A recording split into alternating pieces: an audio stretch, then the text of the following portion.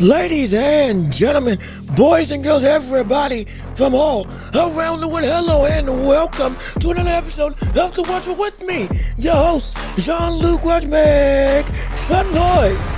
Clap it up, get excited, wherever you are. We're back, we're here, and we're ready to enjoy the world of boxing with a whole host of topics, with a whole host of excitement, and a whole host of outright intrigue, because it's fight week, baby. It's fight week. It's time for one of the hottest fights of the year.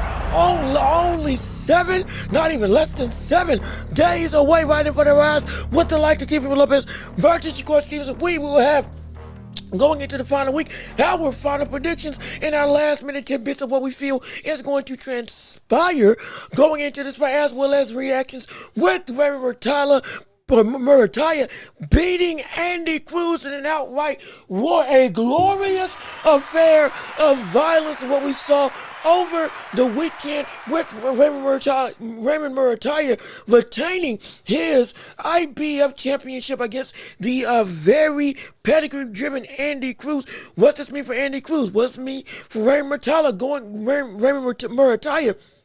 going forward throughout his tenure at 135? Could there be a situation where the likes of SHAKUR Stevenson may be on his radar if he chooses to move back down to 135 after his fight with Teofimo Lopez? Is there anybody else at this division that right now looks to have Raymond MURATALLA's number? With this win against a very technically sound fighter, Andy CRUZ, hey man, we might have to reevaluate, not even might, we have to reevaluate the level of, talent that we saw from MURATALLA, because I did not know he was like that. I didn't know he was like that. He showed me some stuff. We're going to talk about that and much more on this show. So please, if you enjoy what we got going on, go ahead and leave a like on the stream. Come on, leave a like on the video. Go ahead and push this video out to the algorithm and to the masses. Let the world know what we got going on. Subscribe to the channel. Come on and join the empire. Be a part of the hottest show in all of the globe right here on YouTube and on every podcasting platform imaginable. Go on and rate us 5 stars. Listen to us wherever you listen to podcasts. Hit the notification bell so you know whenever we post on YouTube and whatever we do with this channel.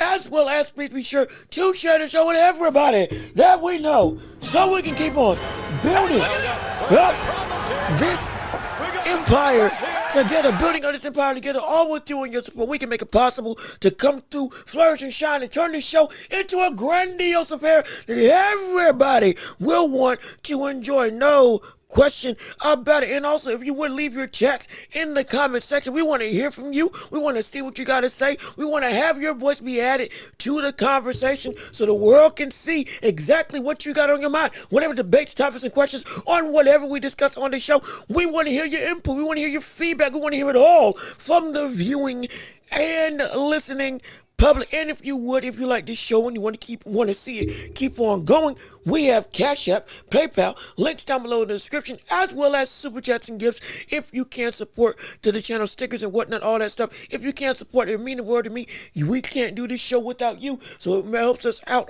so much. If you can, come down and be able to support this channel, it would be a blessing. Absolutely no question. But with all that being said, we got a jam-packed show to cover. We got a lot of action to delve into. We got SHAKUR and TEO to talk about first. But before that, we got to talk about the weekend fights with MURATALLA beating any CRUZ. So let's jump right in and do what we do best. We got boxing to cover. We got sports to delve into. So it is time to step into the main. Yes, sir. Come on. Ring the bell. Let's get it started. Round one of this show going underway as we have a litany of topics to discuss. And the first one of them being the likes of Andy CRUZ getting beat by the current reigning IBF lightweight champion of the world in Raymond MURATALLA, and in their clash, it was an outright banger, I tell you. It was a banger. It was a banger. It was a thing, a sight to behold on everything in regards to fighting, action, sweet science. It was beautiful. I mean, it was beautiful. Absolutely. I need a bird. What's going on with you? How you doing? Good to see you. Thank you for tuning in to the show with us on today. We're so happy that you chose to comment and chat on our show. Hopefully you went ahead and hit the like on the stream. But yeah, man, you called it. I told you MURATALLA going to dominate. And he won. I'm going to tell you this, though. It wasn't a domination. That was just a great fight. That was better than under you. You can say he's just as good as a domination. We saw MURATALLA pushed and tested against a very technically gifted at that point in time, 6-0 with 3 KOs, gold medals in the Olympics. Andy CRUZ was looking to make his first stint at a world championship opportunity after being in his very young pro career. And hey, look, he showed us he's the real deal from the standpoint of Andy CRUZ, showing why this pedigree of Olympic status was indeed so hard to beat. It was the slickster versus the puncher, the pressure fighter in MURATALLA versus the more speedy offensive weapon in the likes of the jab that was Andy CRUZ, as well as the footwork and defense and movement around the ring. The question was, could MURATALLA track and walk down the likes of Andy CRUZ for the entirety of this fight? And that clash of styles turned into a masterpiece of a performance on both ends. Be clear, it was beautiful. It was genuine. It was a back and forth affair every single of the round. Early on in the fight, I felt that we saw Andy CRUZ with that jab, with that speed, with the ability to go and keep MURATALLA not necessarily off balance, make himself harder to hit and scoring in flurries, especially with that chopping right hand. Okay, we thought there was something going. Okay, we got some rhythm. But as we got to round 4 and on, MURATALLA started to change the regime of how this fight was going. Started to make some adjustments. Got even better at cutting off and walking down the likes of Andy CRUZ. Going and starting to nullify that jab a little bit in its own right. Picked up a good jab of his own, and then started to land some heavy shots downstairs to the body and started to land the more thudding, effective shots on the likes of Andy CRUZ, off-putting, and even had some by the time we got past the halfway point, matching the output of the likes of Andy CRUZ in this fight. It then turned into a straight up who wants it more by the time round 12 came along. I mean, it was a situation where it was tit for tat, back to back. Everybody was matching each other's level up until we got to rounds 11 and 12, and we started to then see MURATALLA and that pressure finally do what he's been trying to do, which was gain the upper hand and take advantage of being able to be the effective, powerful, stinging puncher with volume, presence, and real-time pop. And he sure enough did it. And I'll tell you this. If I'm being completely honest, when I saw the fight, when I scored the card, I thought that it was a draw. I'm gonna be real. I thought I was saying on a live fight show. If you tuned in, we did a live fight stream for the show on Saturday for MURATALLA versus Andy CRUZ. And again, thank you all tuning in for that. It was an incredible event, an incredible time.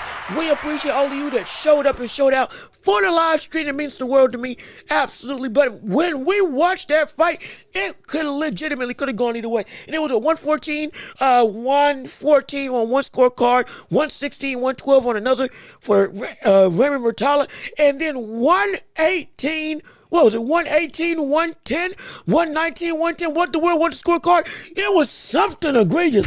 I know that, and it was by the infamous Tim Cheatham. And it was, and look, now Welch, hey, look, I'm calling the fight. Go back and watch the thing. I was unsure. I was really unsure. I was thinking MURATALLA may have got it. Then I was thinking Andy Cruz may have got it. And I was like, man, I said straight up, I don't know who won that fight. Watching it live, it was that much of a close competitive it was genuinely one of the better fights that we've had of the year. I'm not saying something can't topic, but you want to talk about everything that boxing needs should be. That was an incredible performance by both people. I came away, I legit did not know who was going to come away with it. Though I knew that MURATALLA had won the last 2 or arguably 3 rounds in the fight, I was not sure what exactly judges were going to score those middle rounds when it was Andy Cruz trying to go and control the fight with the jab in his feet and landing a flurry of shots, including the right hands, versus the body work of MURATALLA that started to become more aggressive and more deliberate, and the offense of MURATALLA started to become even more consistent in its landing. So I wasn't sure where the judges were going for those middle rounds. So I didn't know who won that fight. That's why I said I wouldn't be mad if either fighter won, and I wouldn't be mad at a draw. And again, MURATALLA came and pulled it out, so I have no issue with it. You called it right, Burr. You called it right. I was wrong. I said Andy Cruz was going to win. Now I said he needed to win, and we're going to address why later on. But sticking with MURATALLA, like he did his thing. He did his thing. He went and shocked me. He shocked me from what I could see him do against a slick type of fighter. Somebody that was a constant moving threat. Now again, yes, Robert Garcia as a trainer is an incredible type of boxing mind, but it's still on the fighter to make that game plan work. And I was very pleasantly surprised at the ability of MURATALLA to go and not just change to beat out the jabs and to adapt to the speed that Andy Cruz was bringing to this fight, but also evolving in his own offensive game plan so that only the only perceived one way that he can fight wasn't just one way that he could fight. He showed me something. He showed me, like, I gotta give credit to him, but that was great. That was great. That was phenomenal. And there's a lot of people I want to see Raymond MURATALLA get in the ring with now. More specifically, I would love to see SHAKUR versus MURATALLA fight if SHAKUR came back down to 135, hypothetically. But again, that's a whole other conversation. The point being, MURATALLA getting this win. Hey, I'm not upset. I am upset at those scorecards, though. I'm going to say that. Though that 118, 110, 118, 110 was absolutely one of the worst things I've seen. There's no way watching that fight. Tim Cheatham, this brother, this cat, how many times have we seen this cat be a part of bad decisions from the standpoint of his individual scorecard? How many times have we seen this happen? It's a blight on the consistency that we're looking for when it comes to this sport. Having real teeth that people can latch onto and care about when it comes to having who they see as viably, yeah, you deserve that win, getting the win. That was a little bit frustrating. I will not like, but regardless of that, with the fight itself, MURATALLA really showed some distinct levels. It's just a shame that the judging got really questionable. Because like I said, that fight was as much of a 50-50 affair as you could make it, whether you had it one way or the other. Even 116, 112 is still a little bit further off than what I thought that fight was. But that's still within the realm of potential possibility. But my gosh, I don't know what that judge was looking at. What fight was he watching saying it was completely in the favor of MURATALLA? Just because he was pressing forward wasn't mean that he was just simply dominating. No. He was still going through. And he was getting pushed. He got pushed. That's what made this fight so fun to watch, because he was adapting to Andy Cruz and his talent level, and showed, hey, yo, I'm better. I'm better than everybody thinks. So I mean, we got to get this out. We have to get this out, because if we don't, it's gonna keep on messing up quality affairs of talent and straight up fun. It's a shame. It really is a shame. No question about it. But let me see.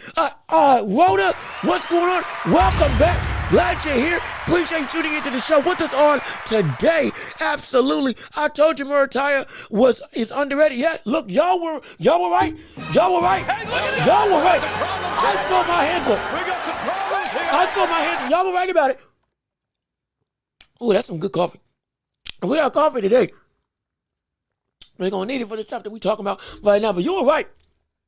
Y'all were right. MURATALLA had went kind of under the radar of the game, of the talent abroad at 135. Again, overshadowed by bigger names, overshadowed by Abdullah Mason, overshadowed by even the likes of Floyd Schofield in name and recognition.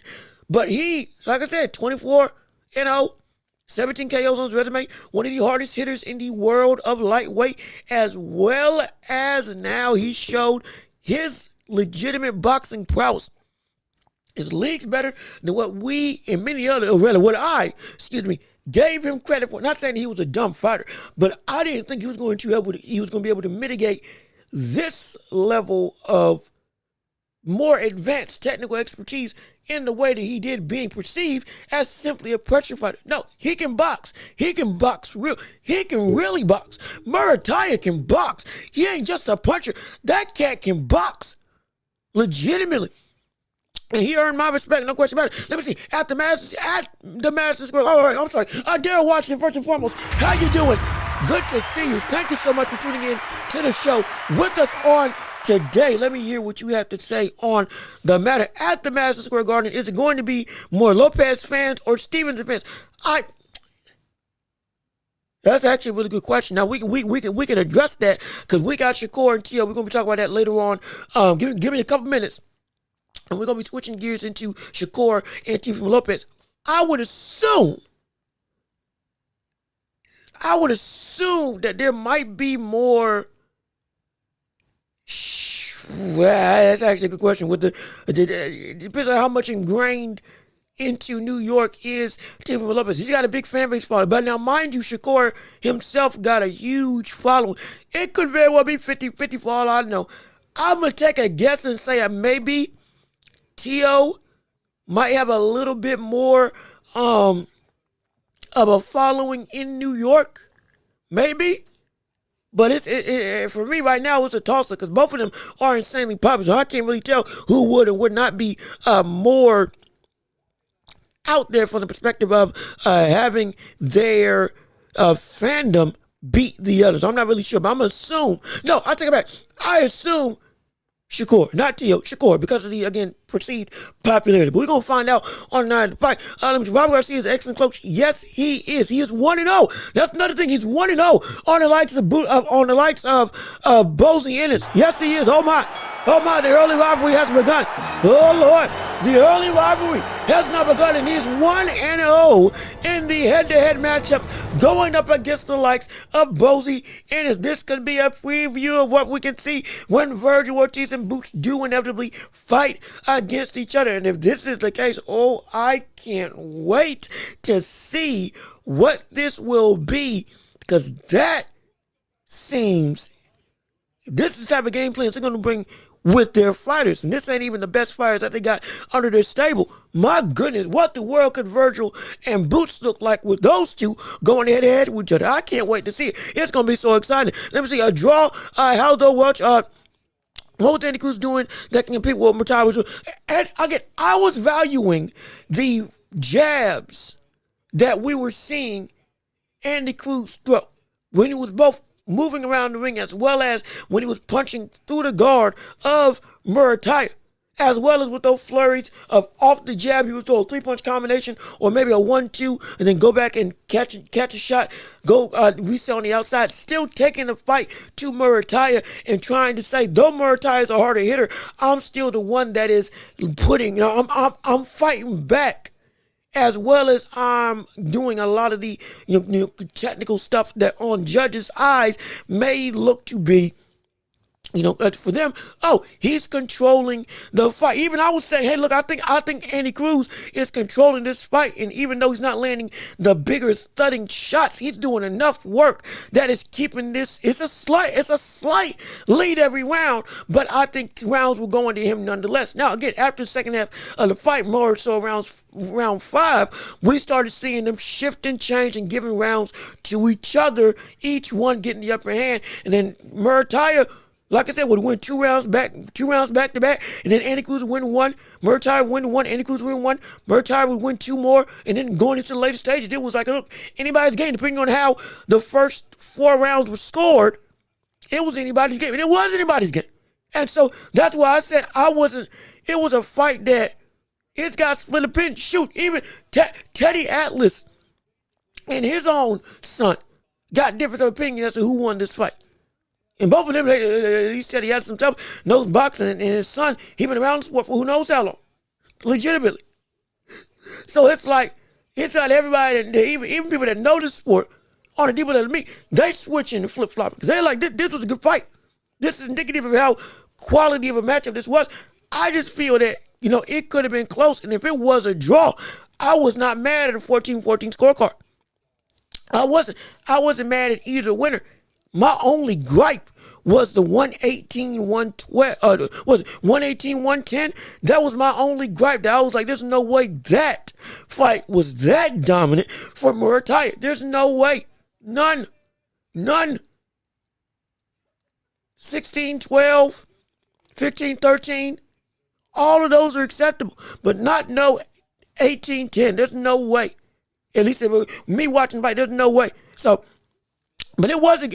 But I'm just saying it was a good fight. If you don't think it was a draw, no issue there, because like I said, both of them did do enough to win. I'm no mad at it at all. Let me see. Cole won, in my opinion. Just was clinching too much. And we're going to talk about this fighters too. Cole versus Hart, which I'm not going to lie, I got a difference of opinion. Truth, how you doing? Also, Truth, good to see you. Thank you for coming back on the stream. Thank you for coming back on this Tuesday afternoon. And please, if you are here, leave a like on the stream. Keep on commenting your thoughts and opinions. And I can keep on sharing the show if you would. But we're going to talk about that fight with Cole versus Hart. We're going to talk about a lot of stuff on this show. So give me a couple minutes and we're going to be addressing everything. Game plan was brilliant by Robert Garcia. Yes, it was. Many other, it was super disrespectful to make MURATALLA the underdog, 20% on MURATALLA's side, while the other 70 for Andy is crazy high expectations, man. I mean, look, it was because of that Olympic pedigree. It was because of the notoriety, and it was because, in part, Andy CRUZ attached to Keyshawn Davis with that type of beef, and everybody's saying, okay, we're going to see that fight happen. We know how great Andy CRUZ is. We know Andy CRUZ is a gold medalist. If he can beat Keyshawn Davis, he should be able to outbox the likes of MURATALLA, because people feel that Keyshawn Davis is a better fighter, and most of the fighters at 135 are not most, of the elite technicians at this division, we can see Andy CRUZ as belonging in that number. So with that being the case, could the aggressive, perceived one-dimensional MURATALLA in the eyes of the public go and handle that? A lot of people say no, and that's why he was the favorite. Now again, he proved it wrong, and he showed that he can really box, because he can box. I wasn't even though I said Andy CRUZ would win, I sure enough wasn't disrespecting what MURATALLA could do. I sure enough wasn't.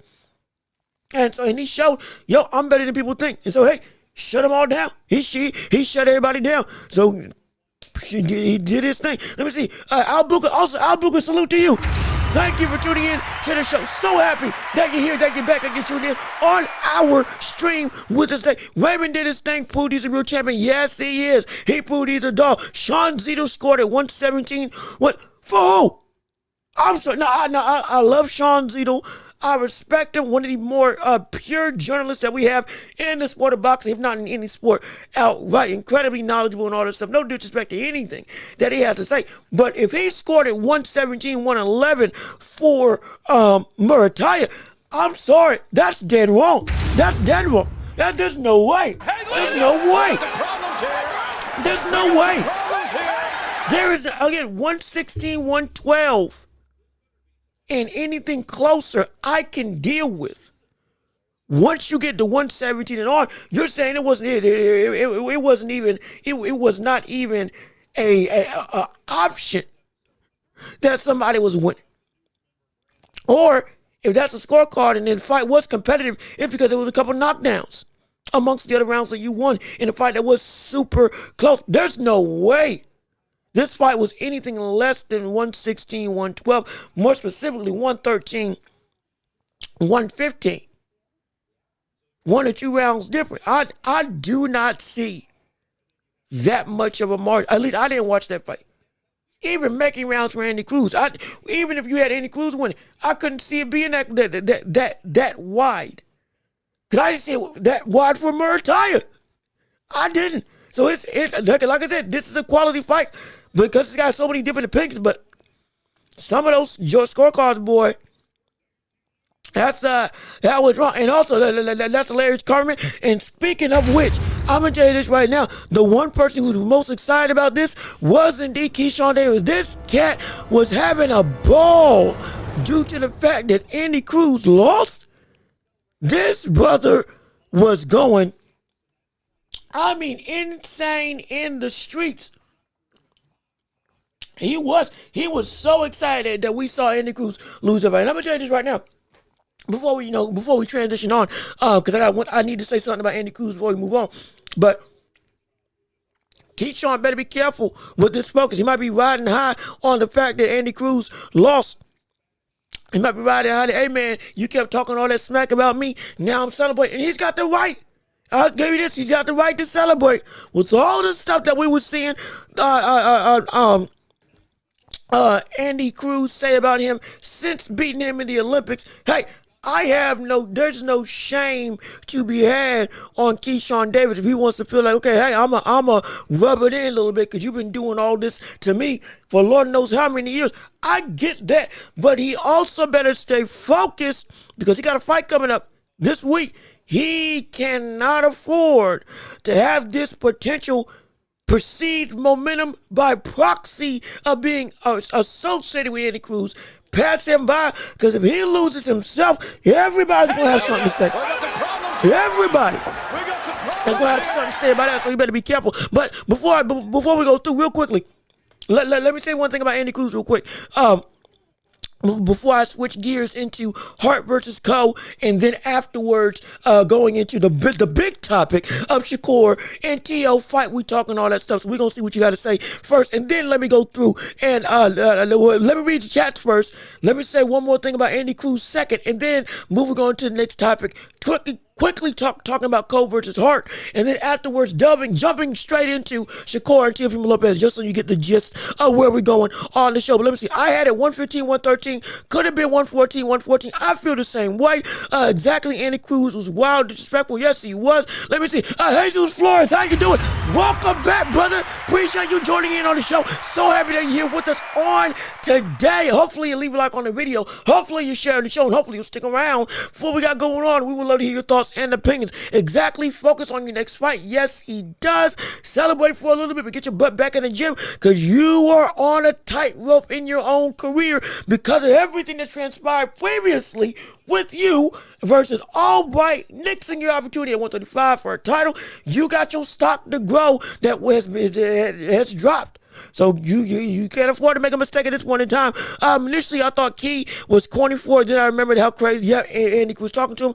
Absolutely. It wasn't cool. I like Andy more than Keyshawn, to be honest. I think Andy Cruz has done more, and we'll learn from this fight. Oh, no question about that. I have no doubt that Andy Cruz will be better. And it's important because of the fact that I was saying that I needed to see Andy Cruz show me something. He's already 32 years old. Yes, his pro career is incredibly young, but he's already in the middle of his prime.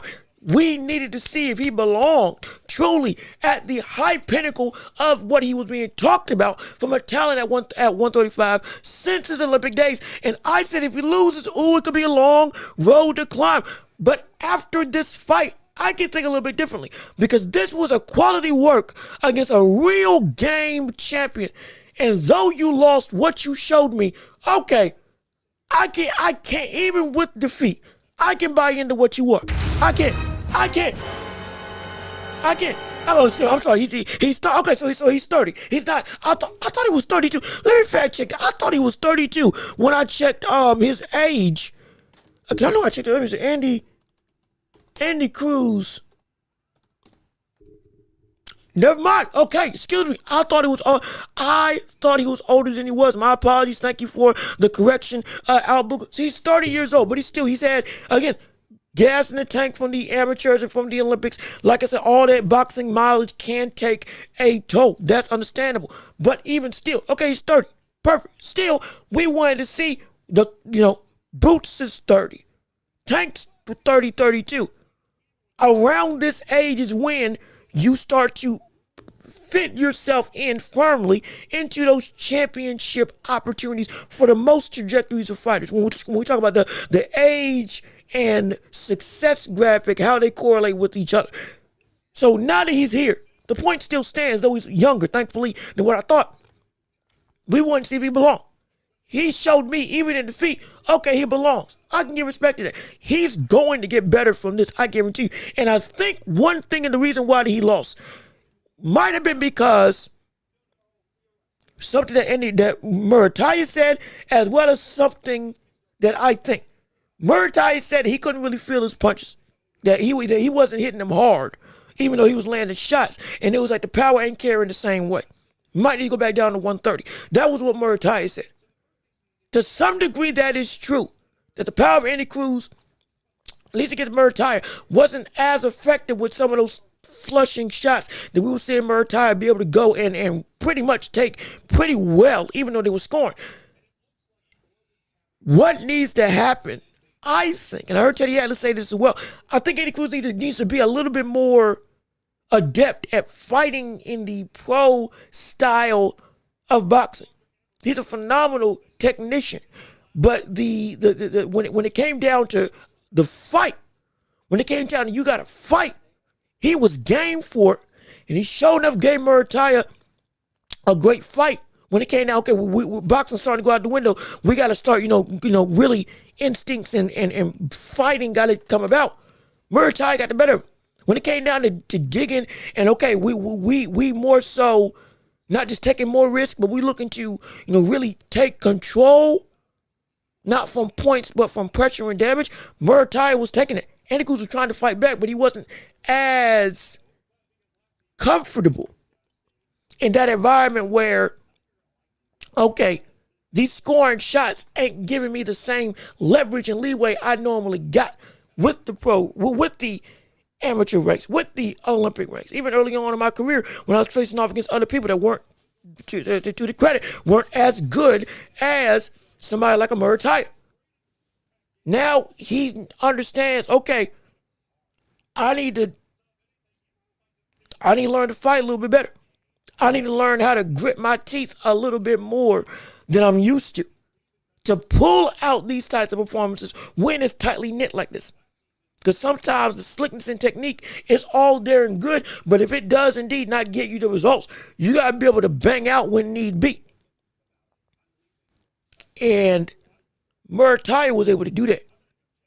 Elevate his game even in those later stages. Be able to say, all right, yeah, it's my fight now to control. This is how I control. You gonna fight me. Not box. We still gonna box.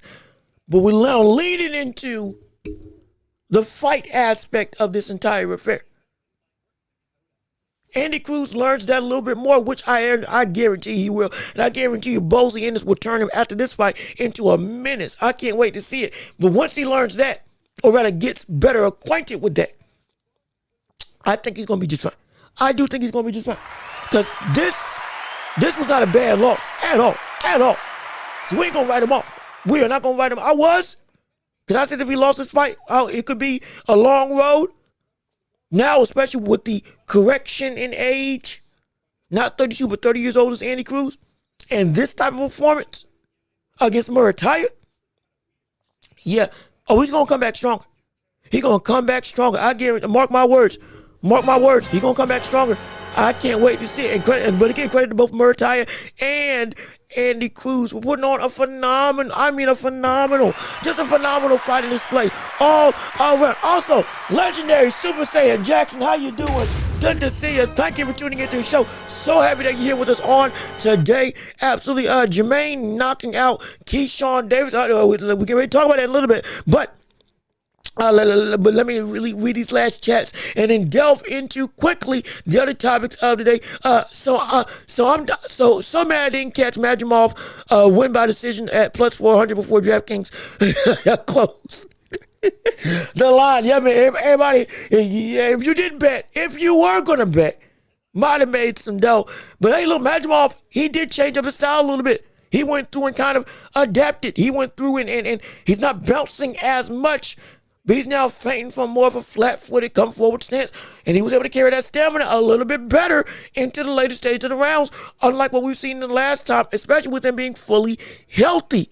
I think this can be an advantage for him with this stylistic change that's not just more fan-friendly, but also lets the physical attributes of, because he got some power on him, he is indeed strong, lets that really come and shine a little bit more when he's not on his toes. He can still bounce and transition, but because he ain't bouncing on his toes as much, now got a lot more, that consistent crack. Though he didn't get the knockout, we saw that fight.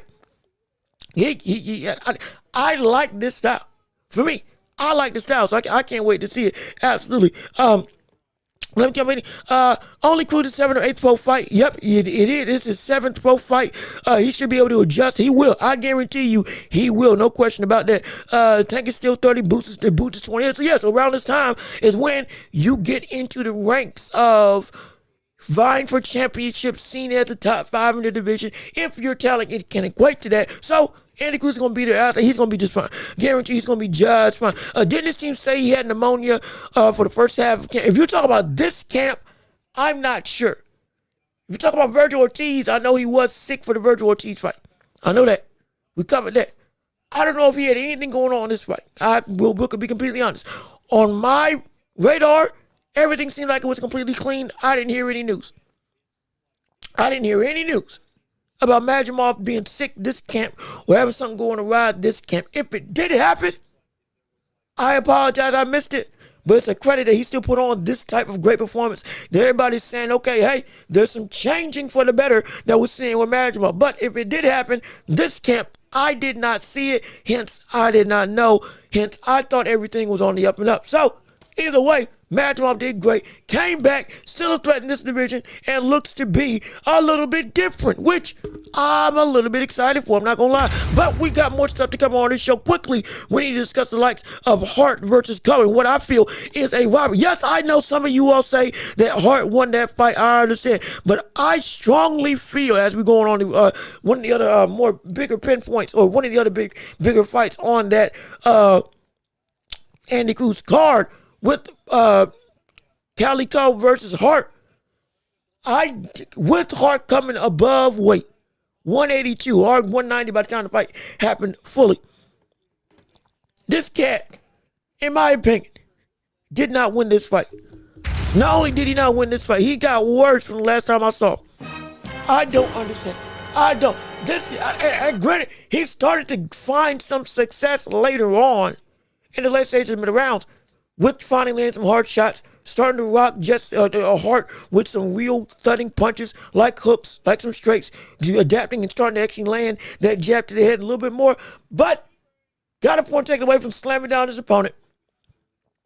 Hart got a point taken away from overly clinching, but even after Hart got his point taken away from clinching too much, it's still outside of what was it, maybe 3 rounds after that situation, Hart got back in control and was still able to control this fight without the clinches. Yes, Cali was starting to have some success on the inside because of the lack of being able to clinch up, because of the warning by the referee, and started landing shots in the body, started landing some real good offensive work. I have no problem there. It's the fact that I felt it was too little too late. I felt it was too, especially in those last rounds, especially in those last, 2 rounds? when it was like we needed to see Cali go. If y'all saw the live stream commentary, we would say, "Hey, buddy, I don't know why you're footing on the gas for these last like 3 rounds. You gotta move. This fight, you didn't look like you were in control. I definitely felt you were down. There was no urgency. There was no deliberate attempt to try to go for the KO, press even more, constantly still walking like he's Canelo, slowly towards his opponent, letting him move around the ring, letting that jab still be able to come through, overreacting to the jabs that were coming to him, and essentially smothering any work that he couldn't land when he would have a counter window. All of that was like, man, Cali, what is going on? And I do not believe he deserved that victory. I'll be frank. I don't think he deserved that victory. If I was going to say there was a robbery on that night, this was one of them. That fight on my scorecard, it wasn't close. We want to talk about 117, 111, and those types of numbers. This is the fight where that should have happened.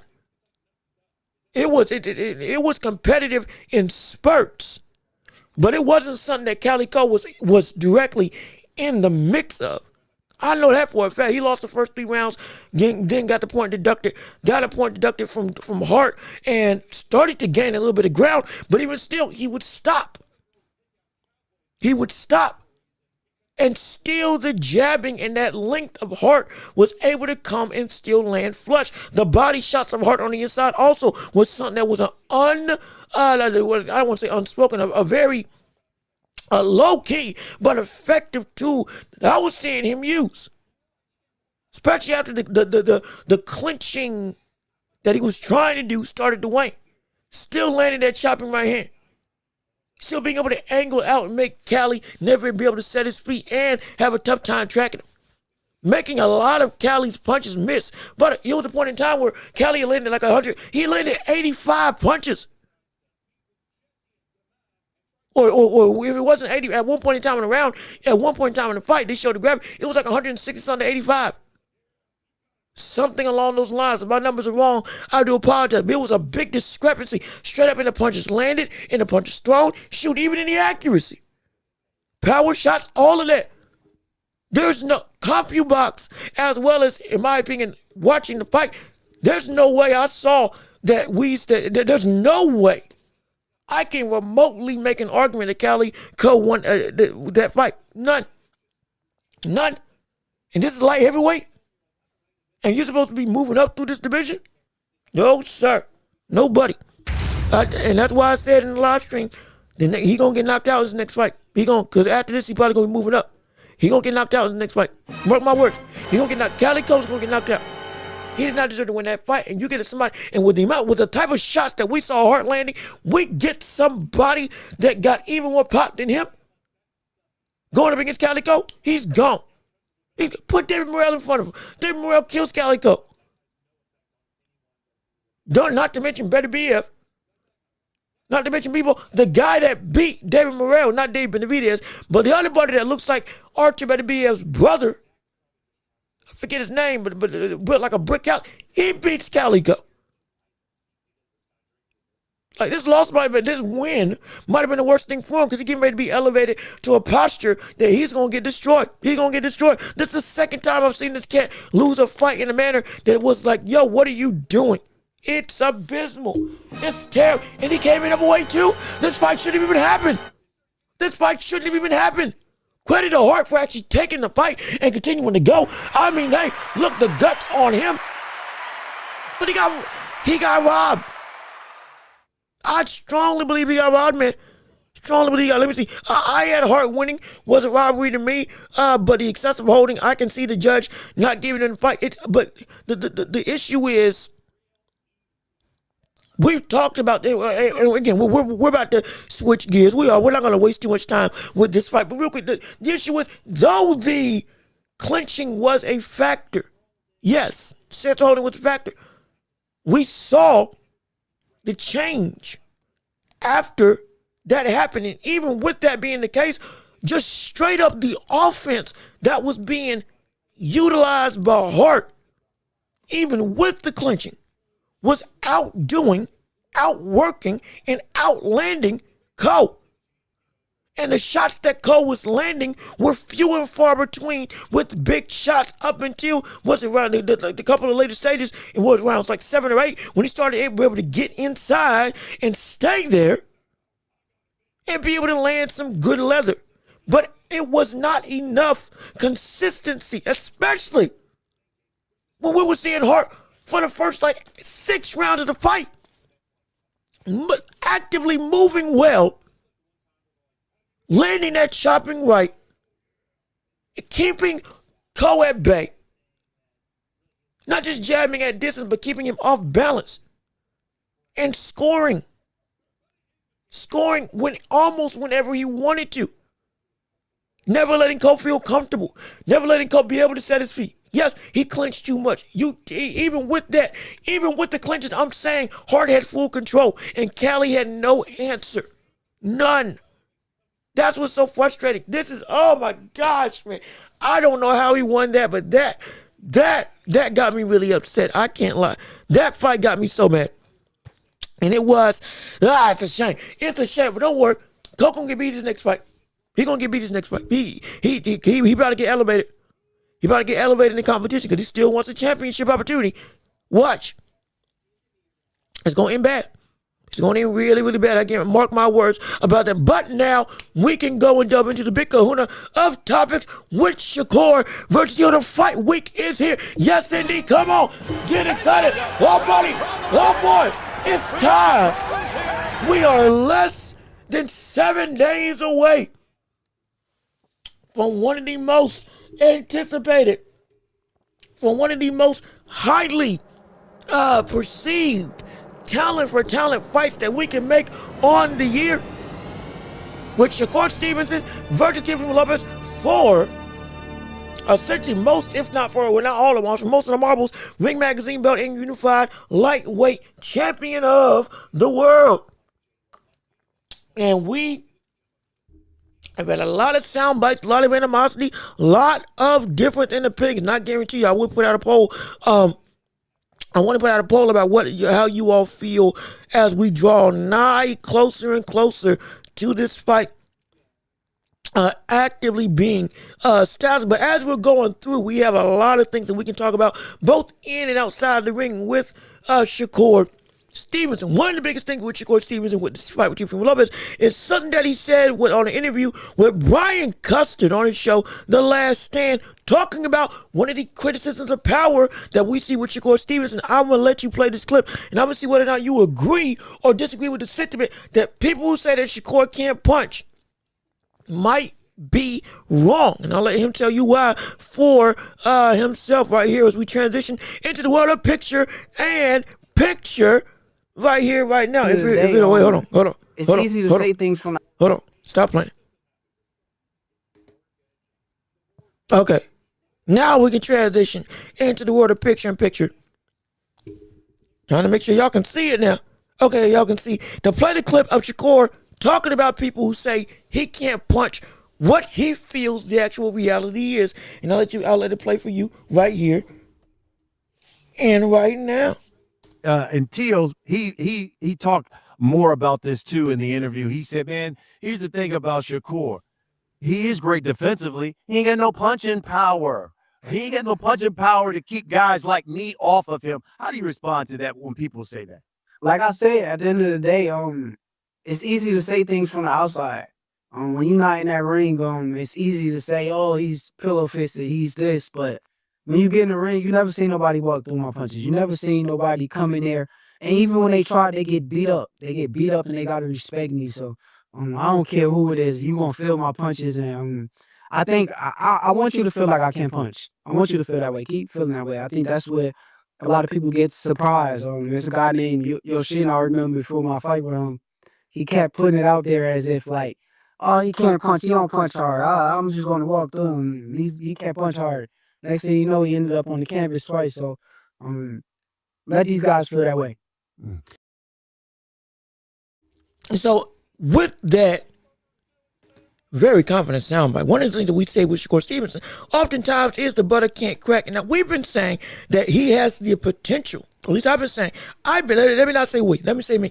I've been saying, especially after the hard team fight. Okay, this cat could put together some actual knockout performances if he was willing to let his hands go offensively. Now, one of the reasons being is because of the fact that his hands have been broken, have been brittle, has been something that has been a major concern when it comes to him and the long-staying power of health when it comes to his fist. Part of the reason why he's had to change the way that he punched. But we wanted to put Padley as an example in the way that we saw William Cepeda. Okay, he's got the willingness to throw some leather. Now, a lot of his knockouts came from the lower weight classes. At 135, do we expect, especially after the Sensei Yoshino fight, that he can still put people down? They got chins of the caliber of a TEO and above. That's where the real question comes in, because if he can put down TEO, okay, he got some crack. We're talking about the TEO without injuries or without any health complications like what Kambosos had. Because since Kambosos knocked down TEO, you go back and watch that fight, TEO actually started taking it to him afterwards, and Kambosos wasn't looking better for wear, though he won that fight. But even still, when looking at his power, is he a legitimate puncher that we just don't respect? Or is the reality situation, yeah, you got decent pop, but it's not something where it's gonna blow anybody out the water. Now, the fact of the matter, I will say that I'll give him credit for, when people say that he can't punch and he say if they try just to walk through my shots, they get beat up.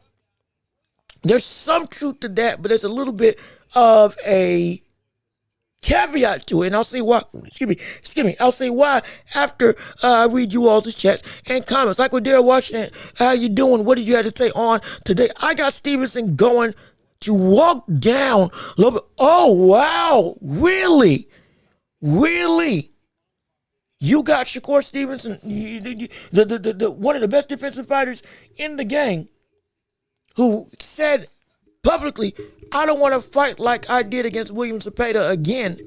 I can, but I don't want to. You're going to expect me to do that again going up against Stephen Lopez? That's a confident statement now. That's a confident statement. I'm not saying it can't happen. That's a bold claim, though. Not going to lie. That's a bold claim. I got SHAKUR making a statement he's going to put hands on TEO. He absolutely can. And that's how you feel. Look, no problem there. Here's what you need to see. And for those of you who may feel that SHAKUR may not have the same level of pop or he just blowing smoke, understand this. Put his power into a different perspective. Don't compare it to other big-time devastating punchers. Compare it to other defensive fighters and look at what he can do. And there's some truth to what he says. Yeah, TEO's got a great offensive array. TEO can put hands on a whole bunch of people. We've seen him do it before. When he lets his offense really go and thrive, he can put hands on a whole bunch of people. He's legitimately he can be a phenomenal offensive fighter. As we saw with matching the volume of William Cepeda. The same way we had questions about Stephen Lopez and some things that he got going on. I think it was Steve Claggett. He went in through combined for over 1,000 punches in one fight. Stephen Lopez combined for almost 600 punches? And so answer questions about, okay, can he last and go 12 rounds? Can he keep up this activity? Can his hands stay true? He's shown that. He's proved that. TEO, or SHAKUR rather, doesn't have complete knockout one-punch power. What he's got, though, is a similar thing that Floyd Mayweather had. Floyd Mayweather has stinging power. Power in a way that it wouldn't just put you to sleep, but you will feel it. It won't put you to sleep, but you'll feel it. And if you feel it enough, I'll put you down. That's how we knocked down Ricky Hatton. We're talking about pre or post Pretty Boy, before his hands were breaking. Even when his hands were indeed a problem. Go look at the fight with Shane Mosley. All of a sudden, when he got knocked down and when he got hurt, what did he do? He flipped the switch and he took the fight to Shane Mosley and landed some pretty good shots. Yeah, it didn't knock him down, but you watch that fight. Shane Mosley was feeling it. Some of that offense that Shane Mosley wanted to throw, he couldn't throw it anymore. Not just because of the defensive acumen, but because Floyd really deliberately said, okay, you want to put punches like that? I'll put them on you too. I'll dig deep in that same vein as well. I don't go there often, but don't mean that I can't. That's what we can see with Shakur Stevenson. That is the type of power that Shakur has. And if you get stung enough, you're going to go down. If you get stung enough, you're going to go down. Go look back at that Artur Martunian fight. You can say that Martunian nearly beat Frank Martin. Was 1 round away from beating Frank Martin. Go back and watch that fight. Look at what Shakur Stevenson was doing to him in the later stages of that fight when he had complete control, when he could do whatever he wanted to. And he was operating in the pocket, mind you. He had Martunian hurt. He had countered him enough that Martunian that damage was starting to really feel it. He was and Martunian was trying to walk through his shots to some degree, and he was getting put on him. He was getting put on him, and there was a point in time where he almost got put down. The only reason why Martunian did not get knocked out by Shakur was because Shakur was still thinking in that same mentality where if you're hurt, you're too dangerous, and if you're fresh, you're too dangerous, so don't risk anything. But I'm going to tell you this right now, Shakur, if he had legitimately said we're going for the finish and fought like he did against William Zepeda, even though Zepeda has a better chin, he would have knocked out Martunian. I believe it full well. He would have knocked out Martunian. He could have gotten a stoppage or a straight-up KO. It was right there for him. He's got power. It's just not insane.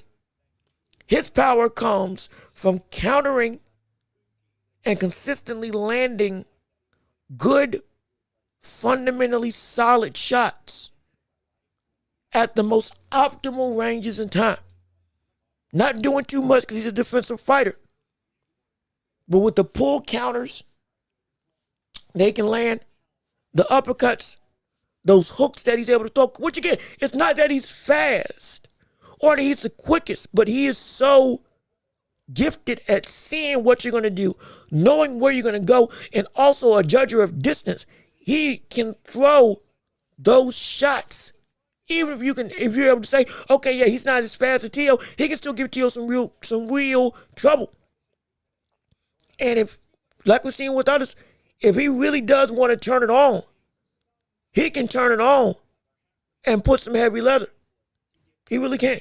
And the power of Shakur is not something that is, though it's not up and out incredible from a one-punch perspective, it is something. Hold on a minute. Hold on a second. Okay, to make sure everything's false. It is something that will cause the opponent to be like, okay, if he gets to a point where Shakur starts to take some real control, we can see the face of TEO start to change. Like legit. Because he's able to sting you. Solid stings. That if it gets to a point where he's doing it consistently enough. And I can't say that with everybody because everybody ain't got this level. Even as a counterpuncher, everybody doesn't have that level of power. It's not just the truth. But we've seen the glimpses of what we know Shakur can do offensively. He is right. He has beaten people up. He is right. He has made people, bleed. He is right. He has done damage to folks. He has.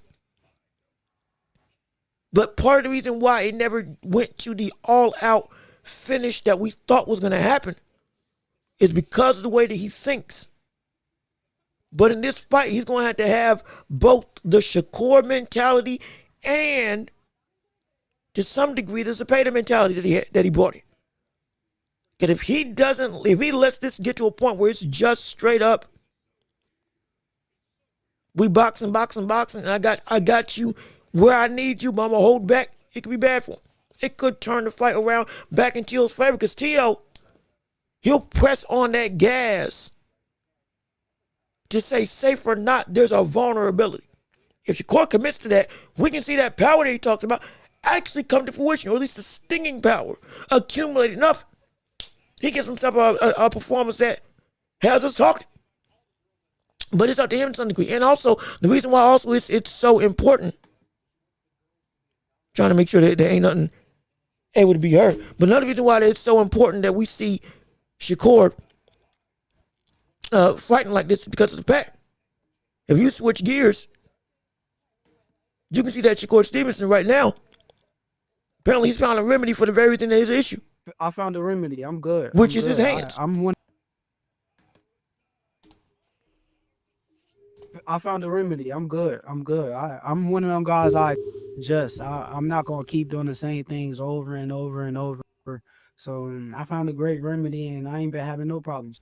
And again, fantastic. And this is in reference to the his hands. Same interview of Brian Custer talking about the injuries that he's had over camp. Says that now that might be fixed. Not even might, it is fixed. No longer has to worry about his hands breaking, his hands being brittle. That issue of can I punch and can I sustain myself as I punch, apparently now is not a big time problem anymore. And now it's a real sentiment. I got your number. I'm good. You ain't got to worry about me breaking my wrist or breaking my hand trying to be offensive against you. Brother, I can throw like I want to throw now without the need to be oh so cautious. I can adapt, I can evolve and all this stuff, but we got a solution. Oh, if that is the case, maybe we can see this reality of Shakur doing what we know he can do on a bigger display and on a bigger showcase than we've ever seen. Maybe that's what happens. Hypothetically, if that's the case, then great. Cool. I can't wait to see it. I'm so excited. But if it ain't, my gosh. Lord, it could be a dangerous sentiment. Nonetheless, let me keep on reading what you all I had to say. Just take away Lopez's hooks. Stevenson just needs to use his jabs to a thorough combination attack Lopez's body. He can't see, and there's a reward and a risk to that. The reward is stab jab to the body. One of these safer options, yes. Has the ability to drain stamina, score points, keep the forward momentum of Lopez at bay, cause for opportunities to frustrate and annoy Lopez, get him off his game, make him lose his cool, force that frustration and that concerns of mental fortitude that people have of Lopez, force that to become a reality. Absolutely. Taking away the hooks, though, it's not going to be as easy. I can promise. They're taking away the hooks, especially the hooks downstairs to the body, because I promise you, TEO and Lopez, remember, they sparred before. And TEO, I don't know who got the better of it. We only had one round of sparring. 30 seconds of sparring. We don't know what would happen afterwards. Shakur saying, in fact, let me see if I can play this clip. Shakur was even saying something about the sparring they had in reference to what was shown. Let me see if I can find that clip real quick while I'm talking. But we don't know who won that. What we can definitely say, that is a blueprint to what TEO offensively is going to remember and attempt to adapt and exploit. It is.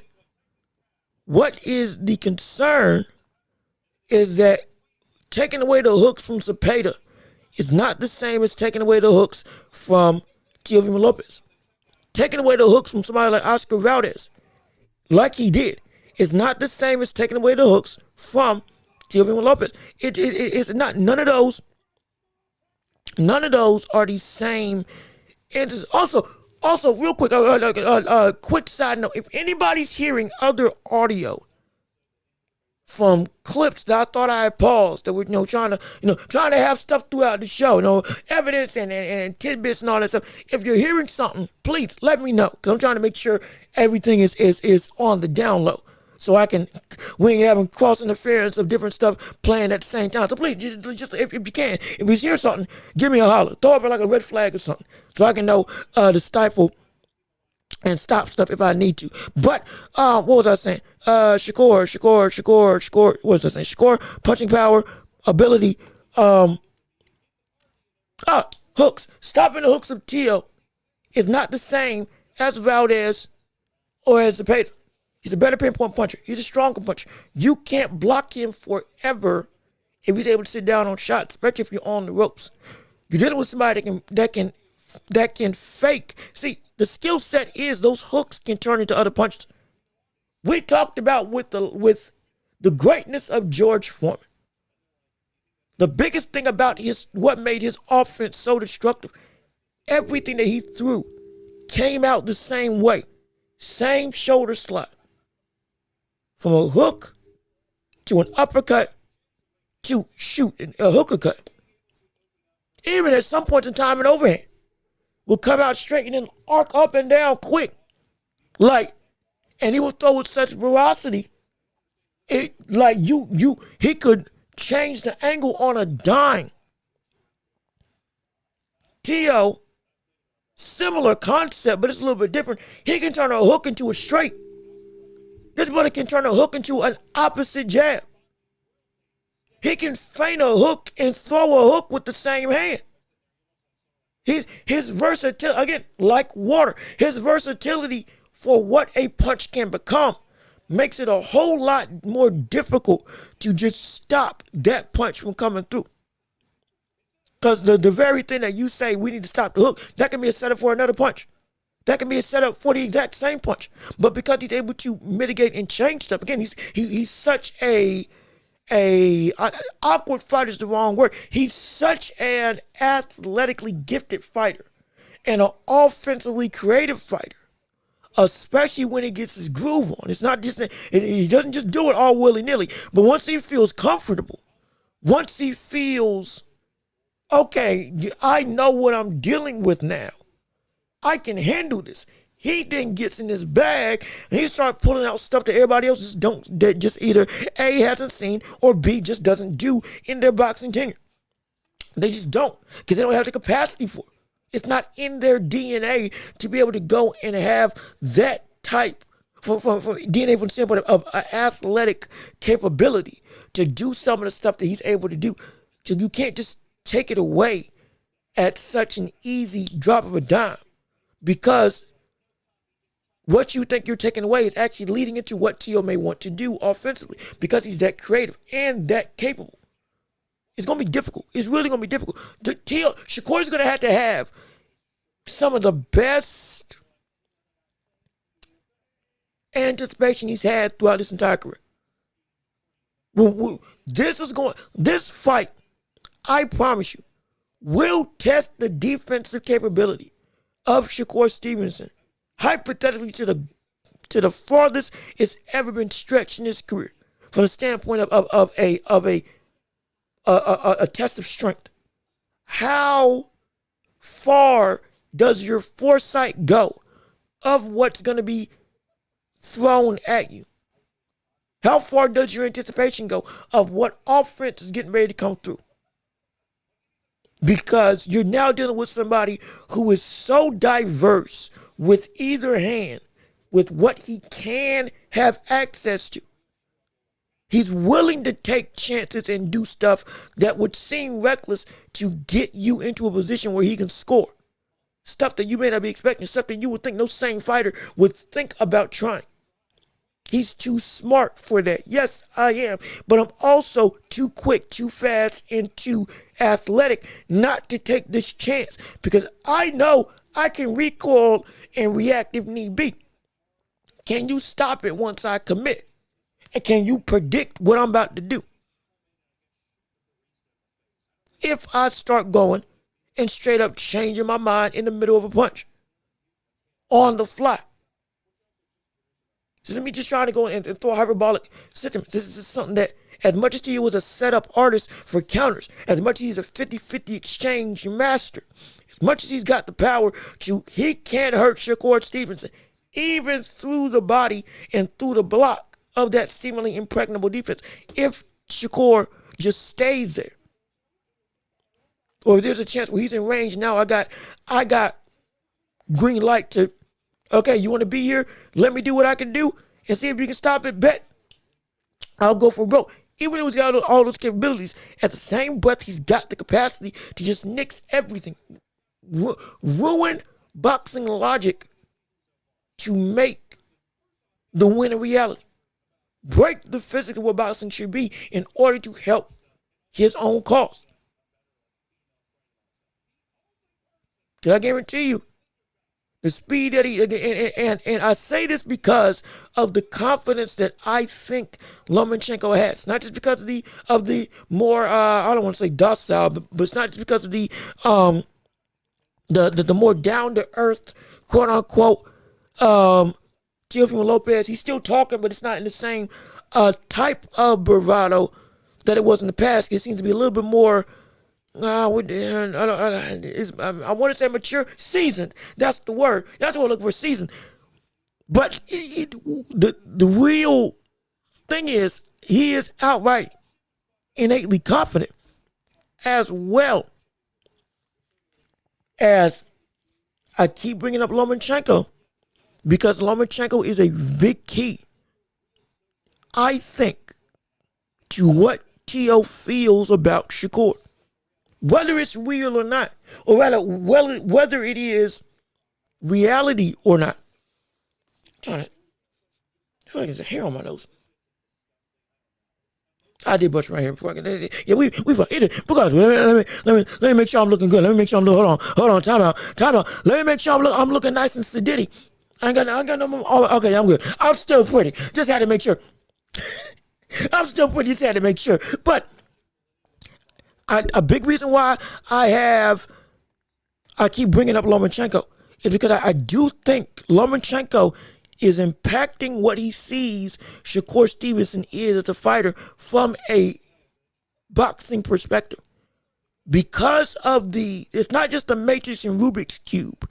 It is also the athletic ability of what he had to adapt to against Lomachenko, that he feels, if I can do that to him, I know I can handle somebody that is clearly slower than me. Though he can think on the same level as a Lomachenko, athletically, he can't do the same stuff to react in TEO's mind to the things that I was able to do to Lomachenko. While Loma may have been the shorter fighter, I had to be even more on my P's and Q's on what to do, because his range of abilities, as well as his mental capabilities, the supercomputer that he had, they matched in a way that was head and shoulders above most in the boxing landscape. Even Terrence Crawford. Somebody with a mind like Lomachenko, but with the athletic ability akin to me in terms of TEO.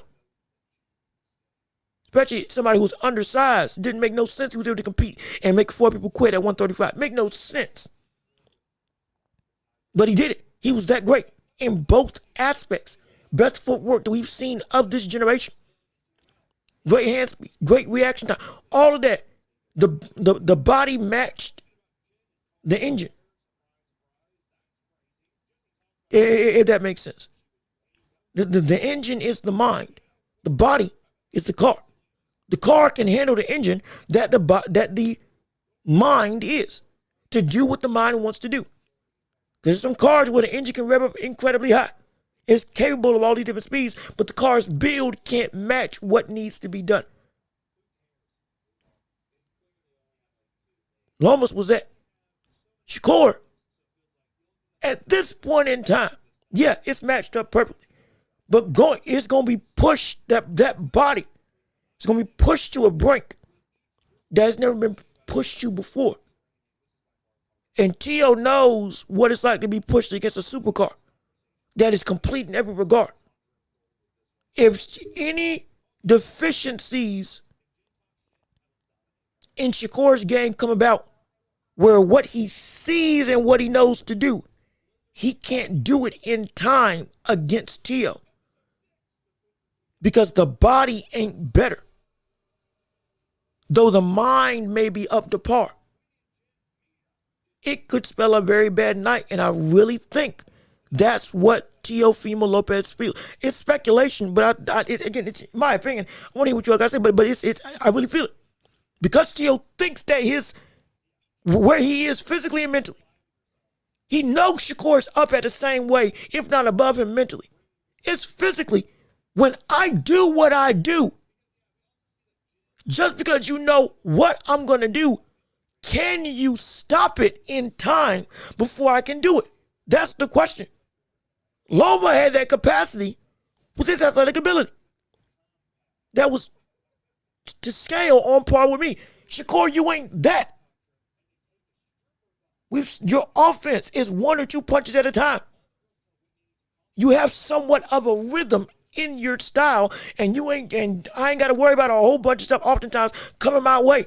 I got to make sure I don't make one mistake, but after that one mistake, oftentimes, hey, you going to, if you don't land that one shot, you're going back to safety. All of a sudden, that's another thing I can go and take advantage of. And now you got to react more and more and more. You did it against Zepeda, but Zepeda also ain't me. Everything that you stifled from people that weren't able to do it at the same level as me. So I don't know what you may think this is going to be. Because thinking something and doing something is a completely different game. That's how I think Teo feels. Because of what he experienced with Lomachenko. And because of that, it's going to be, he's walking around thinking, keep on talking like you think you're going to talk. If you show me, you show me. But if you don't, I'm going to make you pay. And that's really, it is a real question.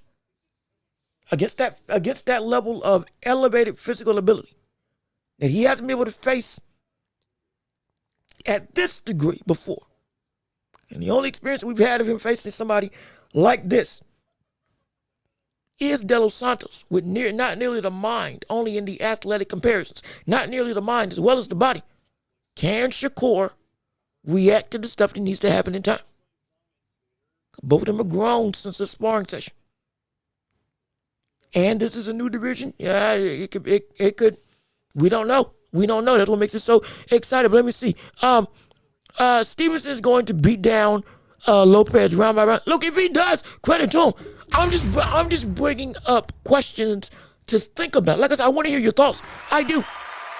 I really do. I want to hear your opinions. I love the discourse. I do. And also, let me see. Truth, Abbas split away. You think Abbas is going to beat Zayas? My goodness. Wait a minute now. Hold on. That's not. Wait a minute. Now, we had some bold claims on here before. You think the reign of the young champion is going to stifle and stop right here and now? I would hope not, because I want to see him against Boots. Just me personally. Just to see what that would be like. I wouldn't see him versus Boots. I would love to see Zayas versus Boots. Yeah, it's a lot outside of the fair. I just want to see it just because. I want to see what Zayas is capable of against that type of opposition. Or Zayas versus Fundora. Two big guys being able to go through and really lay some leather on each other. I would love to see what that can be like. I would love to see what that matchup would be. But that's just me. But, that's going to. Well, that might not, hold on. That might not, hold on. That might not be out of the realm possibility because Zayas is not as big of a puncher as I thought he was last time I saw him. I'll say that.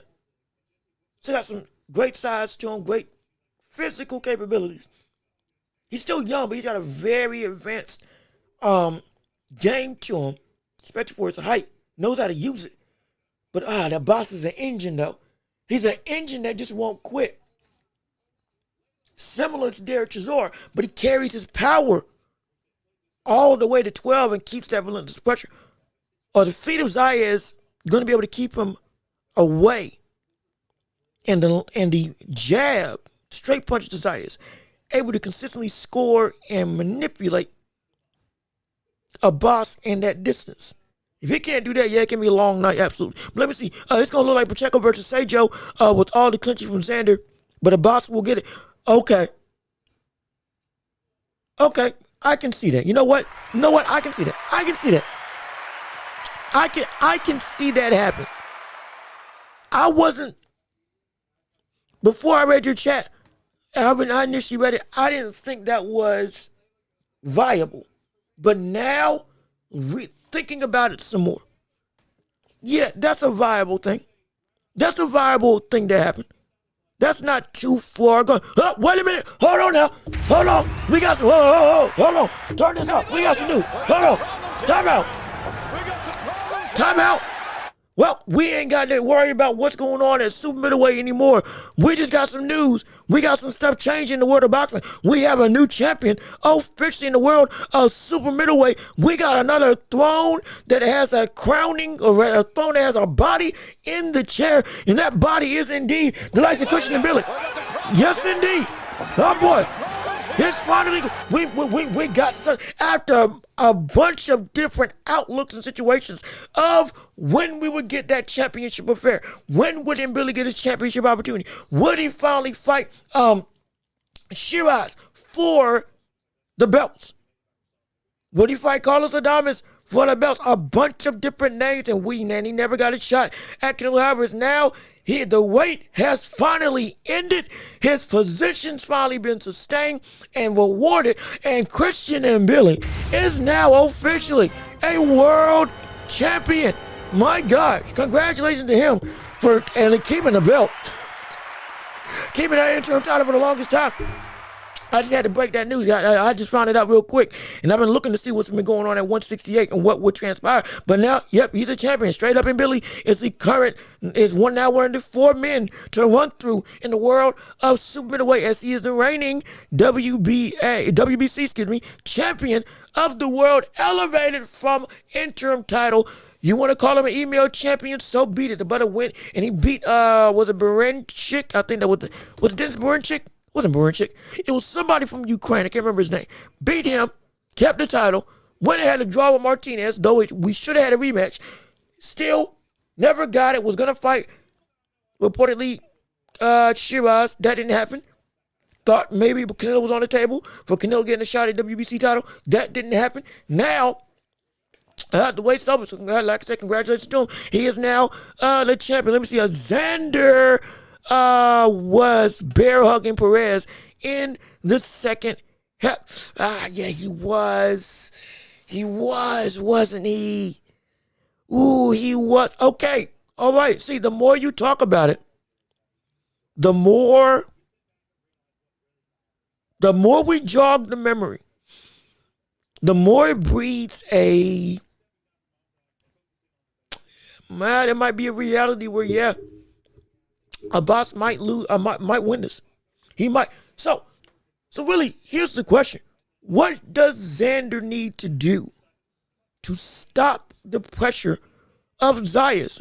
I mean, if we're going to be completely honest, we're going to answer, what does Xander need to do to stop the pressure of Zayas? The simplest thing would be to knock him down and hurt him. Get some respect. Give him something to land an uppercut, land a hook, land something that make it so that the boss has to be cautious of working on the inside. Or do similarly what we saw Lamont Roach do to CRUZ. As a taller fighter, as with longer range, throw a volley of punches and then step out. Use that head first forward momentum against a boss to cause him to essentially be a matador. Olay as he holds the cape and rings it against his opponent. Going through and landing a flurry, 1 or 2 good shots. And then sidestepping out the way, circling him back around. Making it so that you had to consistently swing and miss. Work to catch me, work to chase me. What Xander cannot do, and I'll be the first to say, what Xander cannot do. Xander cannot let himself get tired. That is, if we're going to say everything that we can see this fight be, the one thing Xander cannot do is let himself get tired. If he lets himself get tired by but when I say over clinching and with the understood veracity that we know a boss will fight at on the inside, you're going to take damage. If you let that happen too much, you're going to be dead in the water by the time rounds 8 and on come around. And Lord knows, I don't care how much you up in that fight, you won't be able to keep that lead. Especially if the hooks and those short but damaging shots from a boss start to wear on you with the fatigue, you can get knocked down. And you have to be knocked out straight up if you ain't careful. You can't let your stuff get tired if you Xander. Because if you do, you got to be, you gonna lose that belt as quickly as you want. I guarantee you. You will lose that belt as quickly as you want it. No question about it. But let me keep on reading. Xander can win if ref allows him to clinch and not take a point. Yeah, he can. He can. Will it happen? In terms of will Zayas get away with it? Not sure. Unless we see the referee think that, Abbas kind of is leaning head forward into Zayas, causing these clinches to happen, maybe give Zayas a lot more leeway because this fight is just, Abbas, under ref's discretion, could be saying, yeah, Abbas is just throwing himself head first at you. You ain't trying just to clinch like that, but he's kind of smothering his own work in the eyes of the referee. Okay, we'll let this go because you're not the problem. Hypothetically, I'm not saying it's going to happen. Well, I repeat, I am not saying it's going to happen. I am just saying hypothetically. That is all. Because I don't know. But if he does, it could help. But if he doesn't, it could hurt. Let me see. What if Xander tries to fight because of the crowd and he wants to make a statement? I mean, if he does, he's going to... Regardless of whether he wants to make a statement or not, he's going to need to fight. That's not going to be a question. Regardless of whether he wants to make a statement or just have a fight, he's going to have to go and fight. It would be a risky goal. It can be an applicable goal. The issue is, that's why I said he's got to get a boss to respect him. The one thing about all that leverage that we see with Zayas, the power that I've expected to see from Zayas has not been up to the same par that I wanted to see. If we see that it all of a sudden everything clicks and translates now, we got ourselves a real opportunity to see Zayas cause a boss to not be so fervently headstrong walking in to the range of Xander. And then now you have the ability to fight fire with fire. Because guess what? You got him thinking. The biggest thing, if you're going, and you know what? You can still fight while keeping distance. That's what some of the greatest masters we've seen in boxing have had lanky range. And they can still land thuds and put you out. And they fighting. Like they piecing you up. You just can't get to them because they know how to keep their range where they want it to be. Tommy Hearn did it perfectly. Larry Holmes did it phenomenally. George Foreman did it phenomenally. We've seen many people. Sonny Liston, one of the greatest punches we've ever seen, originally was the most feared man in boxing before the likes of George Foreman and Mike Tyson came along. Understandable, but as an intimidator, he was ridiculous, but had an 84-inch reach, but was walking people down, but he kept them at bay because that jab was so lethal. That you can do it, even though you ain't close up. But it's got to be a dedicated effort. I'm not going to compromise my range, but I'm still not going to wait around for you to come through and do something. That's what I don't like. And then, again, personal preference. I'm not a coach. I just know what I think what I think, as opposed to I know what I know. What I know is fact. What I think is just opinion. What I think are one of the things that, of opinion-wise, I don't like when I see some boxers, is that when they have all of this, the reach advantage and the willingness to say, I can punch you or you can't punch me, and they strictly go to box at a mentality that is still so defensive that it doesn't maximize the damage and the controlling nature that your length can apply for you in a fight. because they're trying to be safe and keep you at bay, do the right stuff, but not make the right stuff better by making it so that you can still keep yourself at bay and still cause somebody to back up. You can still keep yourself at bay and cause somebody else to feel like they're in trouble. You really can. I'm not saying you got to be. I'm not saying you have to be Sebastian Fundora.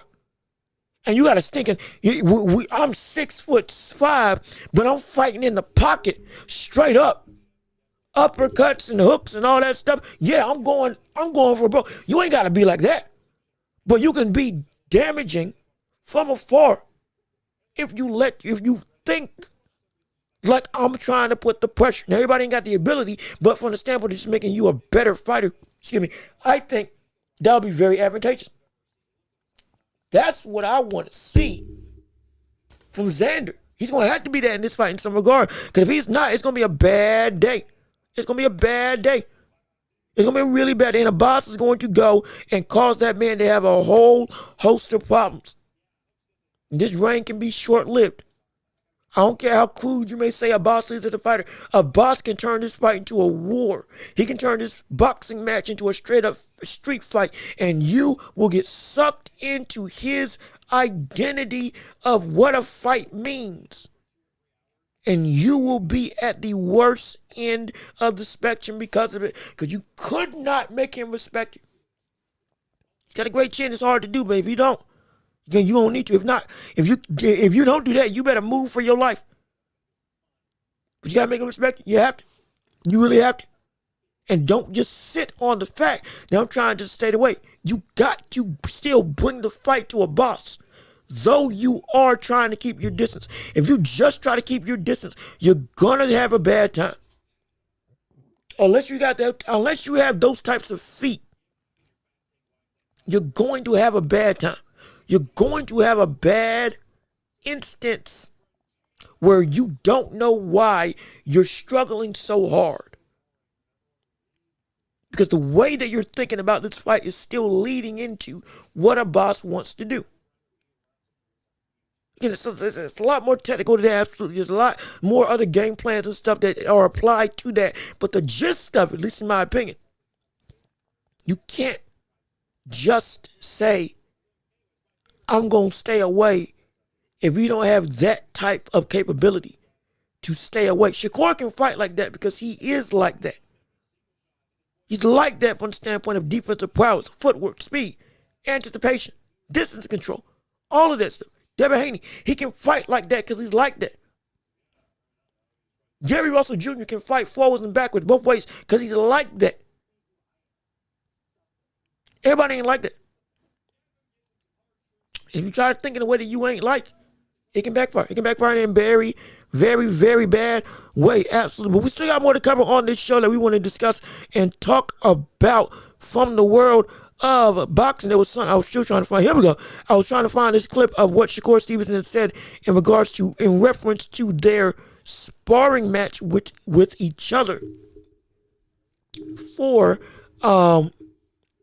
their fight upcoming this weekend. Now I've found the clip and I can play it for you right here on what he had to say from the standpoint of what you saw in sparring in that short clip ain't the whole story.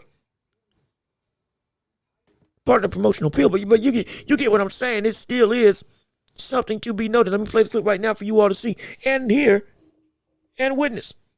Well, we did 3 rounds, and TEO posted a video that is very misleading. It was the first round, so we warming up. Ain't nobody really land nothing. Like, he know deep down inside, he remember how the sparring went. He said stop recording. Come on, dog.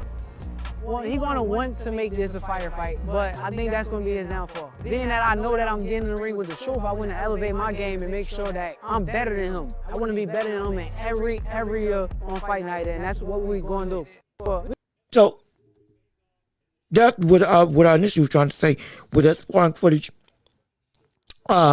earlier in the topics of this show. Of course, saying that went completely the other way than what we thought with round 1, and TEO knows it. TEO let you know that you saying, I'll stop the video. Who do we believe? Not exactly sure. What we do know,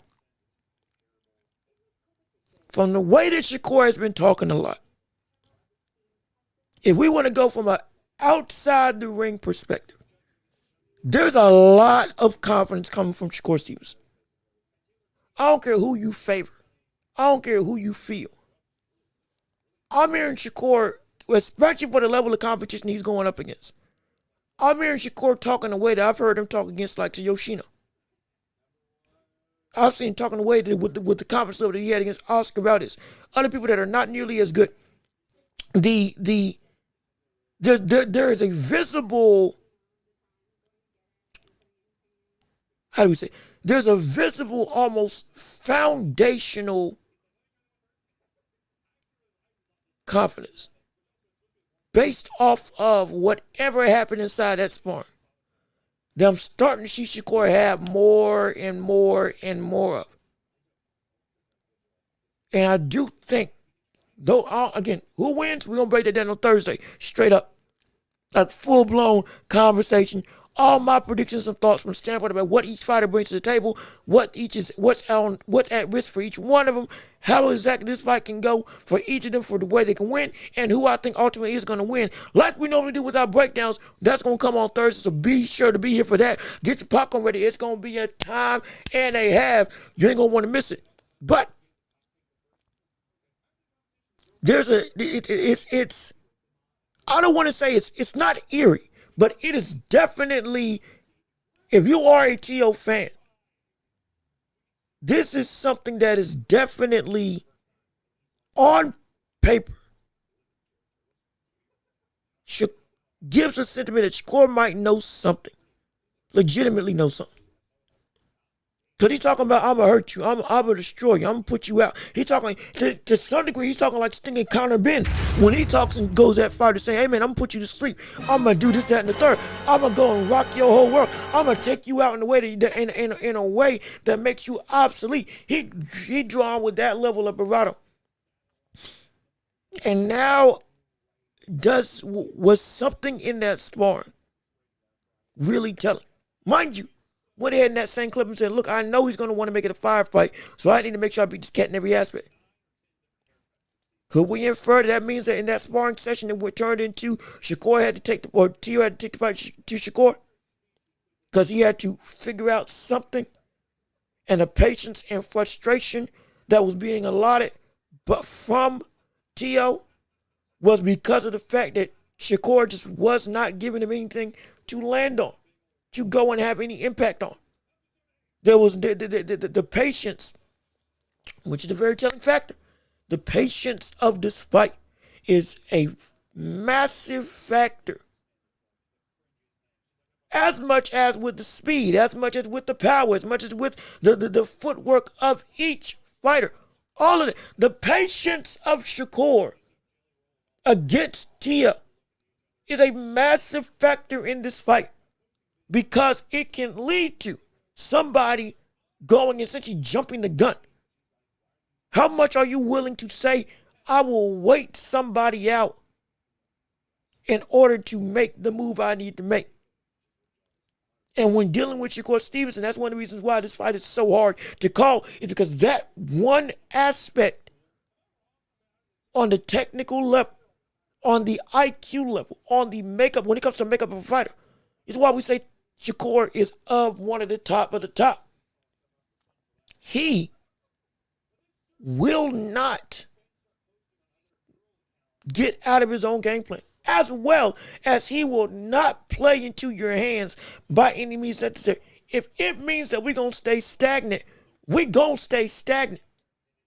Until I have to go and change and make something happen, I'm not going to. And because of that, are you willing to essentially play chicken? It's almost a reverse chicken. It's not who can move first. It's who won't move. Who won't move?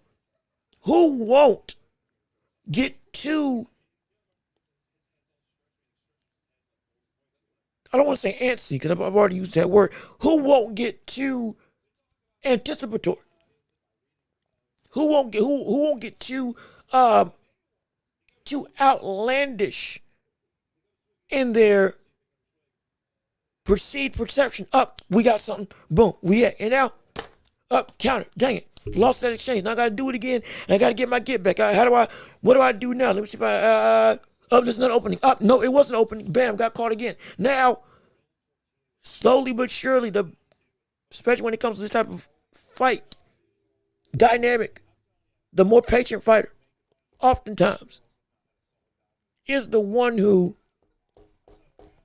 essentially, or rather, the more patient fighter is the one that gives the most trouble because he's the one, though he's not initiating the action, he's dictating.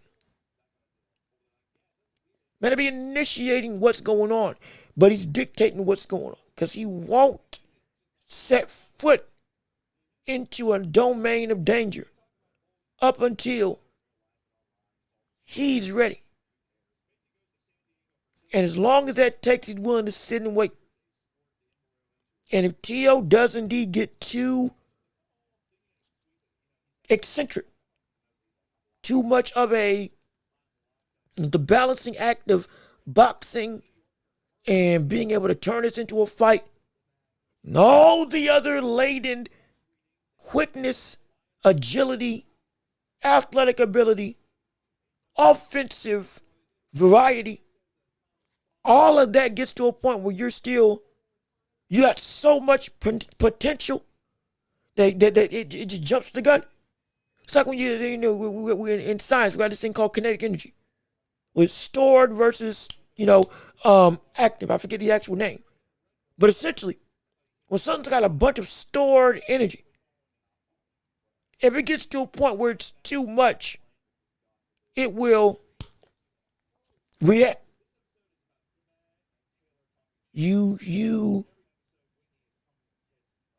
It's like electricity. If you ain't got something that can contain it properly, all the energy will go through and essentially explode out. You put like nitrous inside a bottle and you combust it with something else and try to put a cap on it, that thing's gonna blow up. There's so much energy stored inside of it that you can't contain it, and the vessel ain't able to seal it to control it. Wrong. Everybody's hurt because of it. With TEO, we don't want TEO to become a detrimental force to his own ability. Because everything that we say about him in the skill set is all revolved around one thing. Can you contain it? Going against somebody who is patient. Because it's not going to just be you're too athletic, you're too fast, you can do all these 50-50 exchanges, you can land with the right hand, you can land with the left hook, you can go downstairs to the body, you can walk them down. All of that may be in the capacity, but all of that is nothing if you are not patient enough against Shakur Stevenson. Because he will make all that null and void.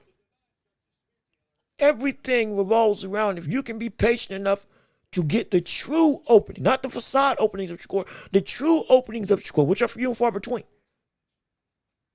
You can then have the tools accessible to you to be able to land stuff that he may not be able to get out of the way of. But it's going to take you being patient. Because Shakur will turn all his weapons to get you. He will. Because he's done it before against everybody else. Though you are the best competition, you can be the same burial ground. You can be the same. You can be built with the same tombstone that every single one of the other athletically gifted fighters that fought against Shakur, the same grave that they're in, you can be in as well. If you ain't patient, you got to be patient. If you're Shakur Stevenson, or if you're Devin, if you are Teofimo Lopez, my apologies. But let me keep reading what you. Let me keep on reading what you all had to say. Daryl Washington, I'm sorry. Lopez knows his belt is coming to an end this weekend. He might.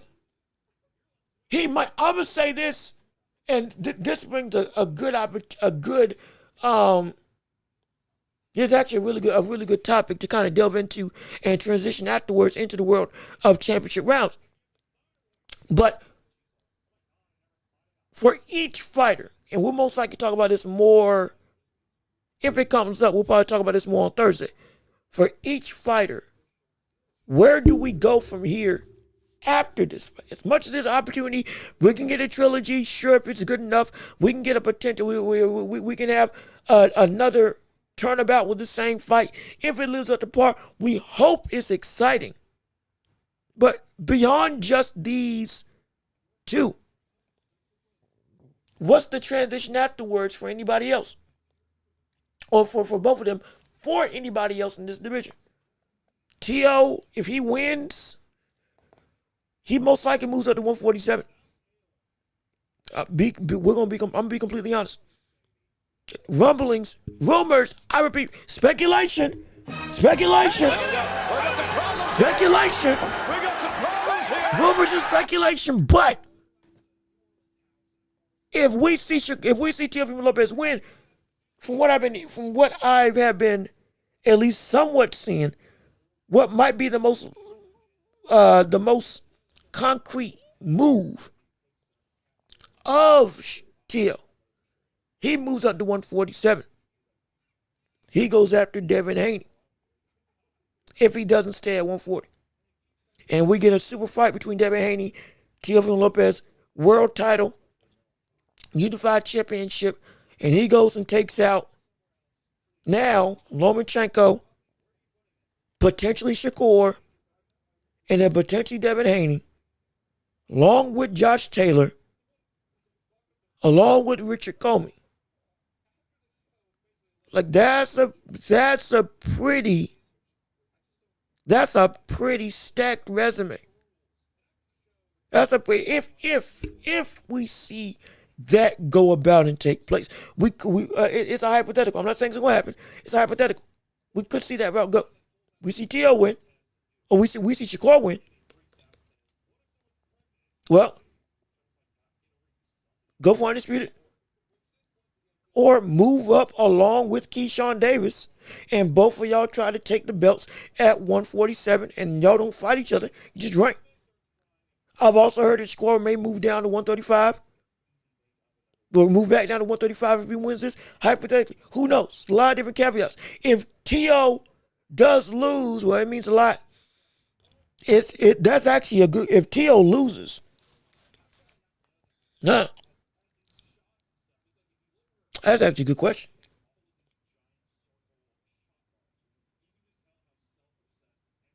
I mean, I actually may have to think about it. If TEO does lose this, what would be his course of action?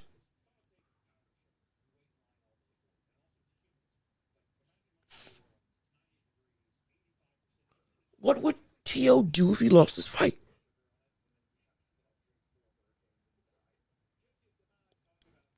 I don't know. I mean, of course, there's names. Yeah. Of course, there's opportunity. To Dalton Smith, excuse me. If he wants to get back fight with a dangerous fighter, Subriel Matias. Maybe Hitchens keeps on looking for a big fight. He'll probably take an opportunity to fight against Teofimo Lopez just to get a name under his resume because nobody else really cares about him. That's a good question. If he knows his belt is ending, again, insinuating the fact that, oh yeah, he's going to lose this fight, perfectly fine. It's where he goes afterwards. What's this division going to look like after? Yeah, I'm going to bring that up for Thursday. That's a really good topic to bring up for Thursday. I'm going to save that. I'm going to put a pin in it. That is a phenomenal thing to discuss for Thursday's show. Because that is a real question to discuss and talk about. I am intrigued. I am actively intrigued. I really am. I might have to think about that as we keep on delving into this show. But even still, since we covered all the major topics of this show, we've got everything under the most of the stuff in the jurisdiction of where this direction was supposed to go. Now we can jump into the best part of the show, which is the championship rounds. That's right, ladies and gentlemen. Come on in, sit right down, get your stuff ready. It's time for the hottest show in all the globe to take the final 30 minutes to an hour to discuss whatever you all want to say in the world of boxing and beyond, whether it's movies, sports, television, video games, NBA, the NFL, boxing as a whole. You want to talk about Paddy Pimblett and the absolute insane damage that he took going up against Justin Gaethje, one of the most destructive strikers in the business right now, with Gaethje retaining his titles. We can talk about that. We can talk about what's going to happen with the likes of SHAKUR Carrington, who's also had some discussions about after this fight at 126, looking at who can potentially come about up to the division, more so one Naoya Inoue, and what he feels he can do against one of the pound-for-pound best, if not the best fighter in the world. All of that and so much more can we talk about at your leisure, at your discussion. Again, we go as long as you all want to go on this show. We got topics, we got discussions, but it ultimately falls on you on what you would like to say on the day, no question about it. And so, if you can, put your chats in the chat section. Have your voice be heard. Let's see what you got to say, and let's jump out to the world of the championship round, shall we? Come on, come on. It's time to work. It's time to shine. It's time to make this show your own and make it divine, no question about it. 30 minutes to an hour. All questions and comments we want to hear from whatever you have in your idea of discussion. And while you're getting your questions together, we can talk about some other people on the card that are going to be on this fight, like with one SHAKUR Carrington, and then delving up back into the world of Keyshawn Davis as well. And in a little bit, one of the things that we had with SHAKUR Stevenson was, not SHAKUR Stevenson, one of the things that we had with SHAKUR Carrington, was the real concept that he is going to be able not just to handle, but to destroy the likes of one. If I had, I wish I had my drum roll with me and I could do the drum roll, but essentially one Naoya Inoue. He, in previous talks, had talked about him versus Naoya Inoue in a potential big-time fight at 126, with Inoue having his fight with Junto Nakatani happening this year in May. Oh, yes, indeed. Get excited for it. Get ready for it. Because it's going to be a war. It's going to be a war amongst wars, and we can't wait to see it. But in light of that post-fight perceived reality, now he's been looking ahead and saying that if he fights against him at 126 for the titles, not just will I take it to him, I'm going to put you down in all seriousness. I'll let him say it for you to be able to listen to and deliberate for yourself whether or not he believes it or not. As we go into a transition again to the world of picture-in-picture, let me go and flip it right here for you all to be able to witness and see exactly what was said. Here we go, right here, right now. Here's what you had to say about Naoya Inoue. He'll beat a few dudes because of his skill. Skills pay the bills. Like, we've seen that happen with Terrence Crawford and Canelo, obviously. But there's certain guys and that I believe that he'll have true trouble with, and I believe I'm one of those guys. It seemed that even with Picasso, he was hitting Picasso with his best punches, and he was taking him. Yeah. And just hung in there. And you've seen him for a while, so have you seen some of the flaws start to pop up as he's come up weight class after weight class after weight class? Yeah. Where you've kind of in your head said, okay, I see the openings right there as I'm 100%. watching it. I see it in every one of his fights. And I don't really care too much about the knockouts. You know, just because he's not knocking a guy out, that doesn't mean anything to me, because you're not going to knock everybody out, bro. So I'm not really pressed on that. I'm looking at the skill, his setups, like what he's thinking, when he gets hit, what does he do? Like all these different things. Like I'm looking at the nuances of his game, and I'm seeing consistent patterns. And with that, that's what lets me know like I'm gonna beat him whenever it's time for us to fight. So as you can see, SHAKUR Stevenson had SHAKUR Carrington incredibly confident in his nomenclature that he will be able to go and stop the train of momentum that is in a way with this. Again, him fighting this weekend is a showcase of, oh yeah, I'm a bad brother, and I'm gonna tell you, watch. If he don't call out any of the other champions, he'll start saying, hey, in a way, whenever you ready, if you win, I'm here to show you what it really means to lose.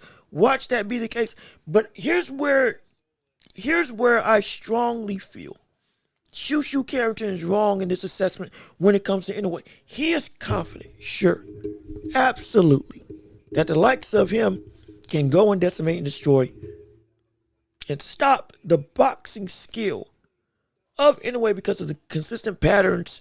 It's not the knockouts. Everybody ain't gonna knock you out. That's perfectly fine.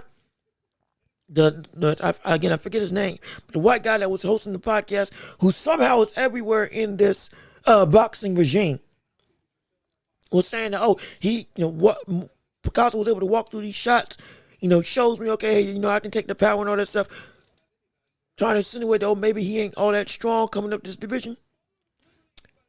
What they don't understand, or rather what they're not saying, because what they think isn't a flaw, or what they think is an actual problem, isn't really a problem.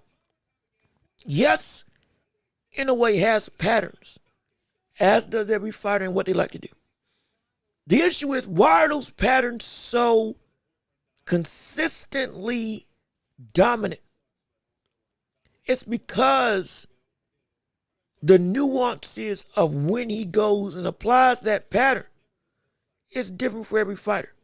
As well as he does that pattern every time. Because everybody, no matter how much they see it as they know it's coming, once it gets in front of them, they can't stop it. It's not just a matter of you know that it's there. They do it, Inoue does it every time, because the same opening happens with every opponent, as well as whenever he starts whatever pattern you see coming to fruition, nobody's been able to stop it. Because it's a pattern that isn't just consistent, it's a pattern that, when coupled with his athleticism, and when coupled with the sharpness, as well as the defensive responsibility, you can't do anything about it. And if you attempt to try to say, I got something for that, 9 times out of 10, you're going to be on the back end of those exchanges in a negative way. And if you do get the better of them, the next thing you know, not just does the pattern change, but the fighter changes in terms of Inoue. And everything that you know about Inoue and what he does, all of a sudden shifts. And he's still dominant, but now he's doing it in a way that now, wait a minute, this ain't the same brother. This ain't the same fighter. All of a sudden, the very shots that I was shooting that were supposed to be the safest options, he's avoiding and he's countering with. The pressure's gotten higher, but the defense has gotten higher as well. I'm not able to not just not hit him, but I'm not able to stifle what he's bringing to me, and he's right in front of me. All of a sudden, the overwhelming nature is becoming even more overwhelming, and I can't do a thing about it. What is going on?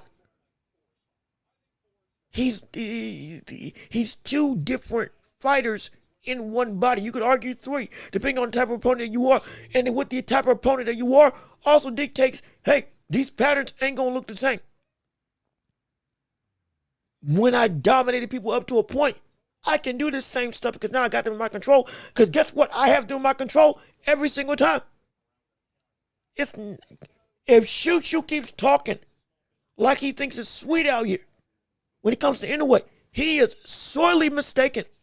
He's sorely mistaken. He can struggle. Inoue can struggle against Espinoza. Yes, he can. But outside of that, barring the power of an Angelo Lee, and Nick Ball, my apologies, of a Nick Ball, there's nobody else that we really see at 126 that can be like, okay, that's not too much of a test for anyone to deal with. Let alone Shushu Carrington. Sure, he's a name. He's a great fighter. But even amongst Carrington's own level, there's levels to that. There's levels where we even see shoots you amongst his own division at 126, and he isn't even at the top of his own list, let alone saying he can beat Inoue. Well, you have the belt to be able to fight Inoue by the time Inoue gets up to 126. If you go and unify against the likes of Espinoza, if you can beat Espinoza, okay, now you got yourself talking, you can beat the likes of Inoue. But if you can't beat him, which I don't think he can, not right now, even with the flaws that we see Espinoza have, buddy, I don't know how you got the notion that you and Inoue should be already set in stone and you got this in the bag. You are elite, but even of the tiers of elite status, you are not amongst the people that are seen as culpable, or excuse me, as capable, my apologies, of being able to beat somebody of the skill of Inoue coming up at this division. It's not what you think. The flaws that you think you see, trust me, it's a flaw in one aspect. There's about 4 different versions of Inoue that can come in and fight. Boxer, counterpuncher, brawler, and a straight up, boxer, counterpuncher, brawler, and a sniper. Which one you want is based on what you are as a fighter. That's what he'll give you. And he'll flip it on the fly at a moment's hesitation. He will literally change his class at the drop of a dime within the fight. And all of a sudden, this ain't the Inoue that we train for. Of course it ain't. Because you can't train for this butter in just a one-dimensional way. You think that there's a pattern. It's not a pattern. It's just one of the 4 styles that he can go and box you in. And all of a sudden, that pattern doesn't exist because he switched it up by the 4th round. Next thing you know, what's going on? I can't hit him. I'm getting tagged. I'm getting hurt. I'm getting pieced up. He's overwhelming me offensively. He's countering me defensively. He's slipping all my shots all of a sudden. His jab is coming out sharper. That straight right is landing to the body. Oh, he's changing up. He's throwing an uppercut to the head now. It's no one way. And you better be careful unless he gonna find that reality out in a very negative light. Let me see. Shakur's scared. Shakur's a scared fighter. What if he? I'm sorry. Truth. Apologies. Messing up the reading. Shakur is a scared fighter. What if he doesn't get his hand? What if he doesn't get his hands go? Let his hands go. Excuse me. Like Loma did versus Lopez. If he doesn't let his hands go and the fight is close or TEO is up by the time the halfway point comes about, it could be done for Shakur Stevenson. That's one of the biggest things with this fight that has a concern for Shakur on my mind. If Shakur is not able to win the first 5 or 6 rounds of boxing and TEO keeps it close, or even I dare say takes the lead, and unlike Loma, Shakur doesn't start throwing and get more offensively aggressive, he could lose his fight. He could lose his fight. He could lose his fight. As a boxer wants to box on the outside and be defensive, if he does not win that battle more definitively in the first 6 rounds, as in it's clear cut, okay, yeah, he's boxing, he won't be able to continue that going into the second half of the fight. Most likely. That's the one thing about Shakur. He cannot lose that boxing battle. It can't be close when it comes to straight up boxing. Because if it is, and we start seeing Teofimo Lopez gain some ground within rounds 1 and 5, all of a sudden, even if it's 3-2 going into round 6 for Shakur, don't let it be 3-3 afterwards. By the time round 7 comes about, Shakur's going to have to, he's going to have to step it up. Every round loss, all of a sudden, is a round that is forcing Shakur to have to be aggressive if it comes down to a war. It's getting closer and closer to desperation where you got to dig and fight to win these next rounds. If it's tied and he loses 2 rounds in a row, rounds 7 and 8, for rounds 9 and on, we're going to have to see Shakur go to Zepeda. For rounds 9 and on, if it gets to a point where it's tied 6-6, and he loses rounds 7 and 8 in terms of Shakur Stevenson, rounds 9 and on, he's going to have to fight like his life depends on it. He's going to have to risk becoming a victim of a counter by Teofimo Lopez. Because if he doesn't walk him down, like some people say that he might, if he doesn't walk him down then and win coming forward, if it gets to that point, it's a dire sentiment. But all of that is predicated on if he loses the boxing fight going into round 7. If he isn't able to vehemently win that technical affair within those first 6 rounds, and it gets to round 7, it's close. That is the worst position that we want to see Shakur in. That's the worst position. It is. Let me see. Should boxers have guaranteed contract? Well, yeah, they should. For the sake of the signing with promoters, guaranteed money makes sure that you get what you get, plus bonuses on the night of the fight and all that stuff. And with promoters, when it comes to guaranteed contracts with a promotion, like as in with Zuffa, that's the concern that we got going on right now. Because of the lower payout that we can see with Zuffa potentially becoming a real issue. Guaranteed contracts for money, if they are guaranteed, better be worthwhile. A fair wage. That if I sign with you, as I build on my stardom, I'm going to get what I get. Even still. And so, again, that's with contractual obligations with, I'm going to be in a promotion with you. Similar to how we got Virgil Ortiz fighting with, similar to how we got Virgil Ortiz trying to get out of his fight with Oscar De La Hoya. He is fighting litigation because he feels he got wronged in his contract and he wants to get out of it. Because of the fact that he can't get the Boots fight because Oscar's messing up the money, legitimately, holding up funds. That, from the standpoint of a contract, is stifling it. But with somebody like Al Heyman, it's the best war fighter because the fighter always is guaranteed, I'm going to get the best payday. When it comes to negotiating for fights for like purse bids and stuff, it's always a guaranteed contract. You're getting guaranteed money. So yes, boxers should get guaranteed money. They should have guaranteed contracts. But it should be fair. It should be worth the time.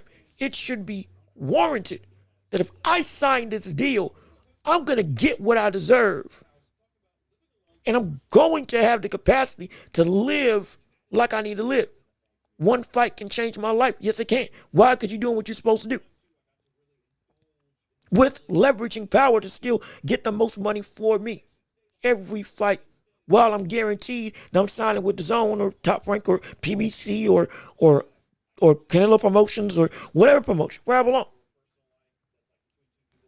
It also needs to be the fact that, talking about money, we see fighters we see belts lower, or rather get rid of those sanctioning fees so the fighter can get more money.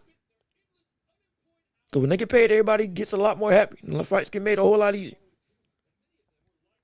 And until I know where that money's going, where those sanctioning fees are concretely where that money's going. Not just on paper.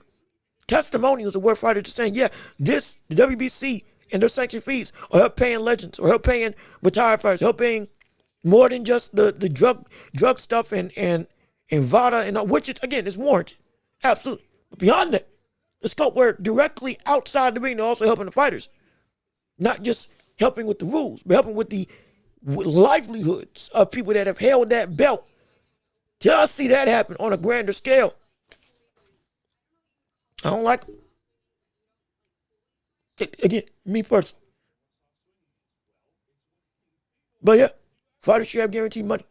Fighters should have guaranteed contracts. Fighters should be able to say, if I do this, I'm going to be set. Without them, this sport means nothing because they're putting their life on it. Absolutely no question about it. But let's see, even still, we got 30 minutes to an hour. I still want to hear your thoughts and opinions on everything involving the world of boxing and beyond on any topic of discussion. And we still got a whole host of other things that we can say and divulge into when it comes to this sport and when it comes to the world of boxing. I think I had another clip involving I think I had another clip involving the topics in boxing. Oh yeah, I remember now. I remember exactly what I wanted to do. I didn't get to cover this. I didn't get to cover this last week. So we were so enthralled with everything happening when it came to Zuffa, SHAKUR, TEO, and the ramifications of all this fights happening this weekend. There was one thing I wanted to show. If I didn't get to talk about it with Ryan Garcia about how he's prepping for this fight, and more specifically, who he is prepping with. Let me pull it up right here, so you can see what's going on. Because this is, when we talk about discipline, and we want to talk about dedication, look who came to the party to help give the likes of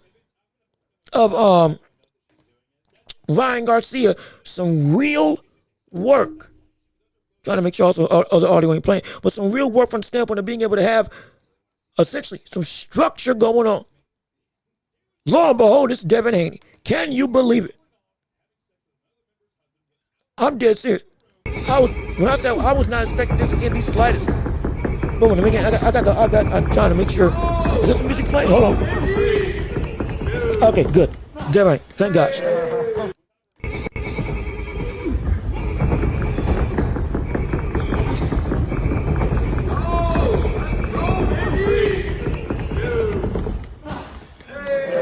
Yeah, nah, that's insane. See, I did not, in no world did I think that Ryan Garcia and David Benavidez would be working together. Lo and behold, they are. And in a driven standpoint of working to have a disciplined nature, and the worry of Ryan Garcia being off track, featuring with David Benavidez.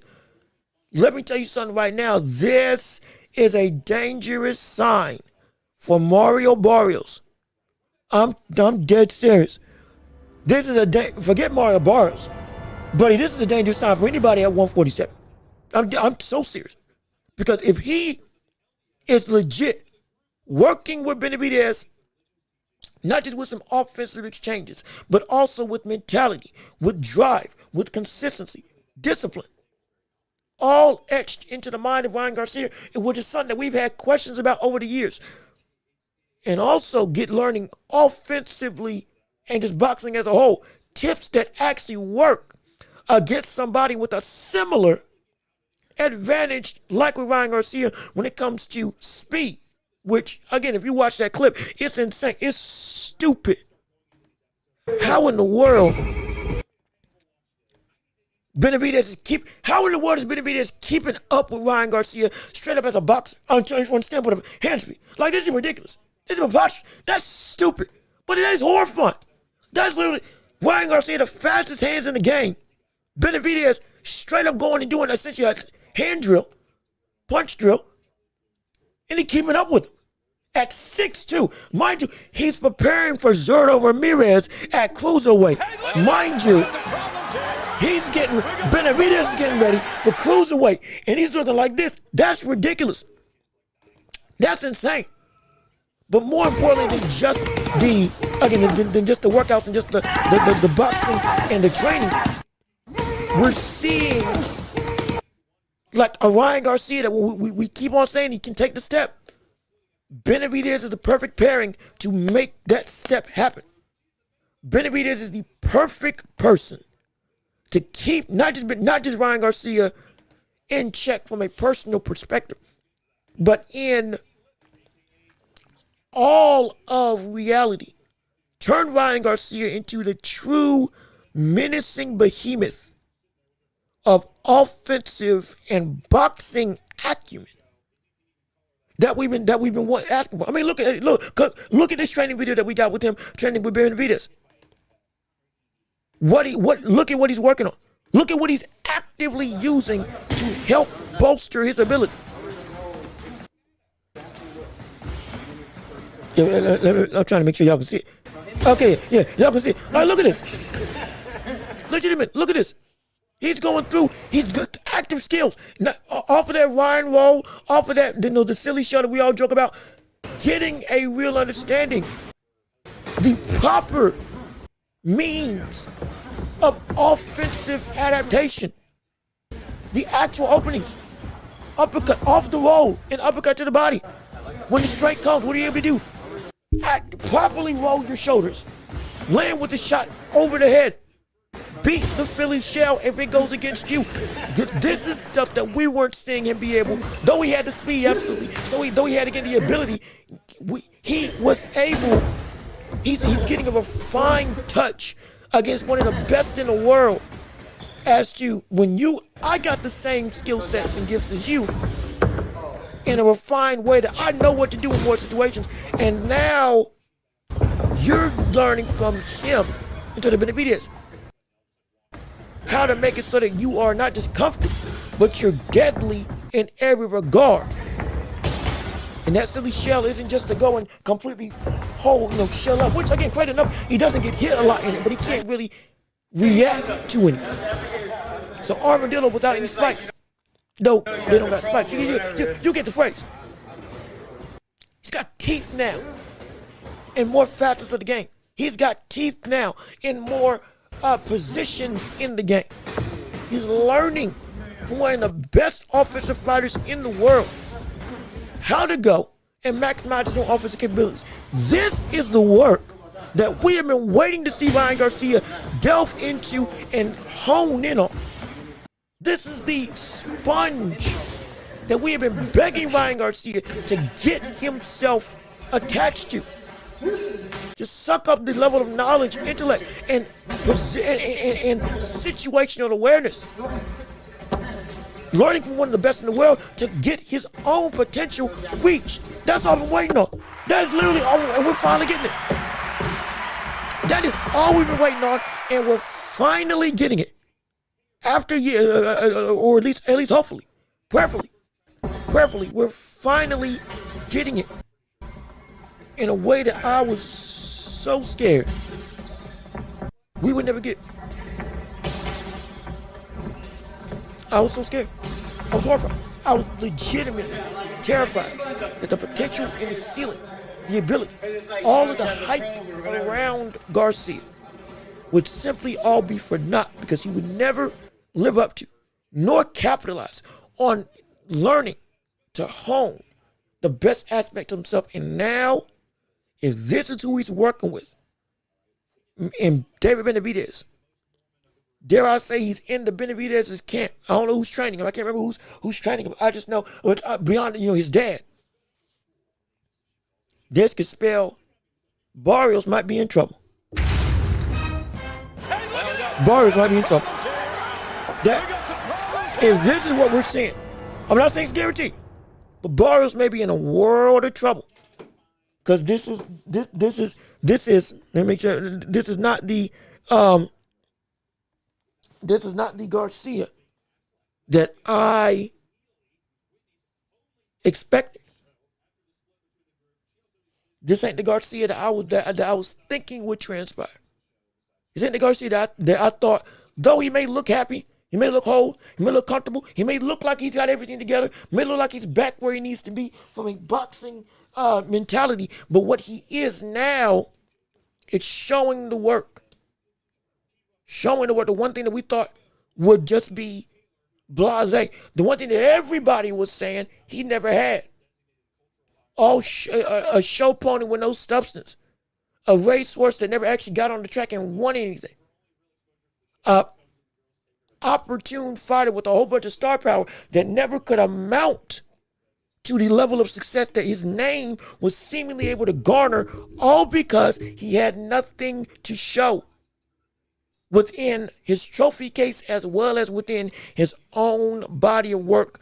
inside of the gym. That's what a lot of the speculation was. Hopping from trainer to trainer, having issues outside the ring, going through on racist tirades, doing all this stuff. The social media stuff with Jake Paul, the social media stuff on his own, held against him. Everything held against him.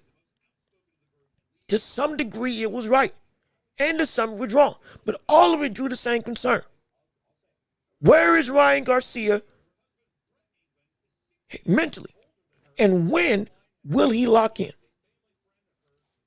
And that right there, that clip of him with David Benavidez, training, legit training, going through the motions of actual in-ring situations, learning from one of the most terrifying fighters in the world, in David Benavidez, the Mexican monster. He's serious about this.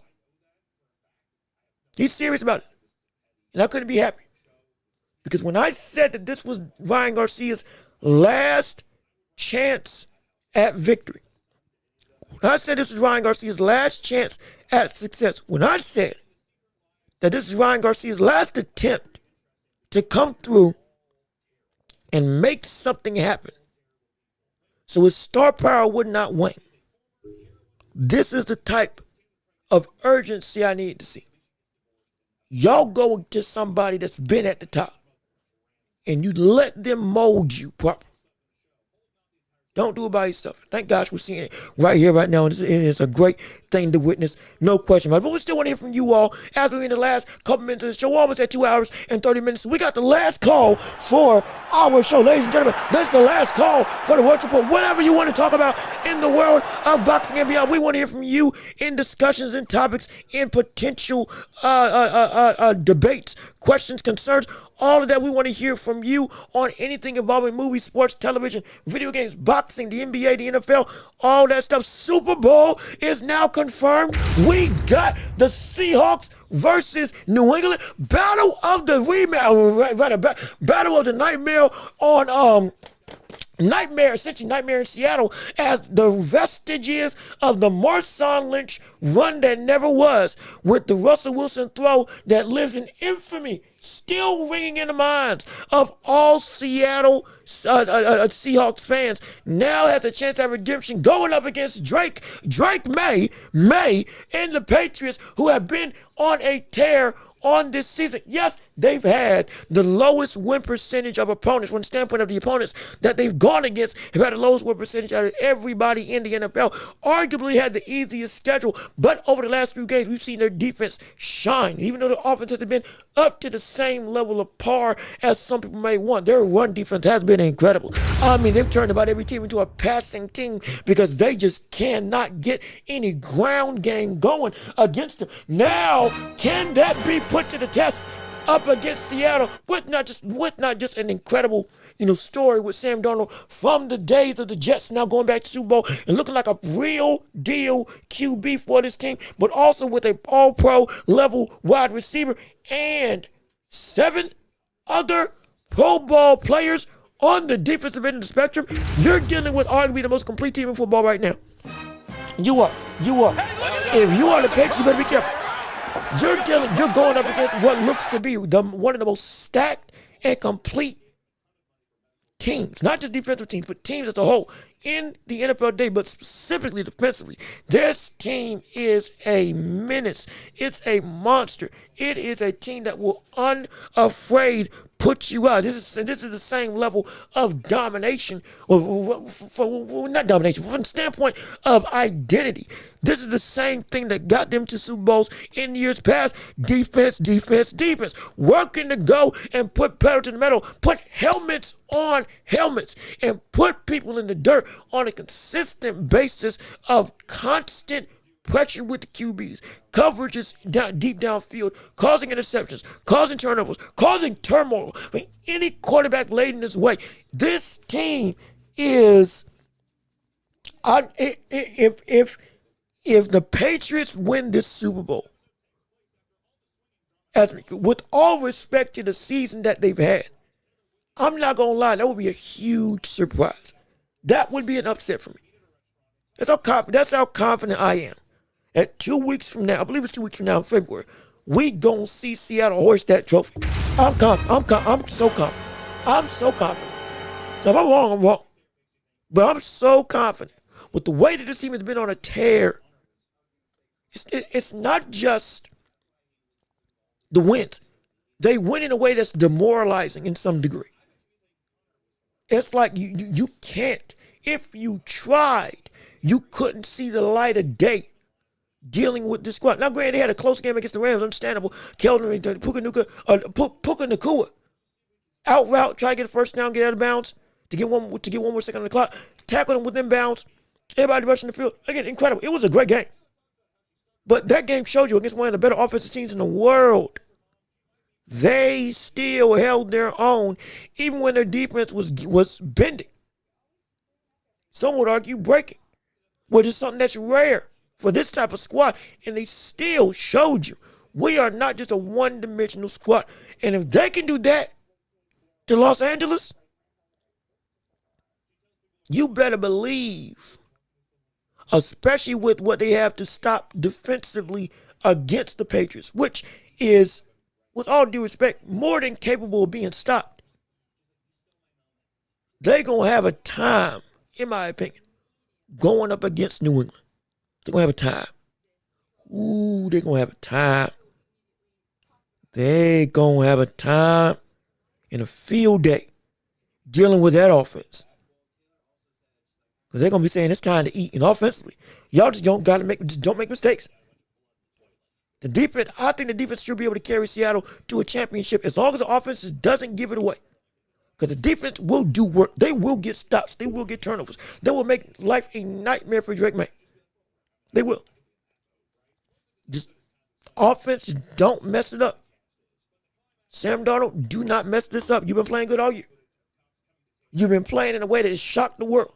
All of a sudden, you got people like Stephen A. and others saying, "Hey, buddy, you shut me up. We thought you were a bump, a bust. You would never be able to pan out." Lo and behold, before anybody else in your class, you made the Super Bowl.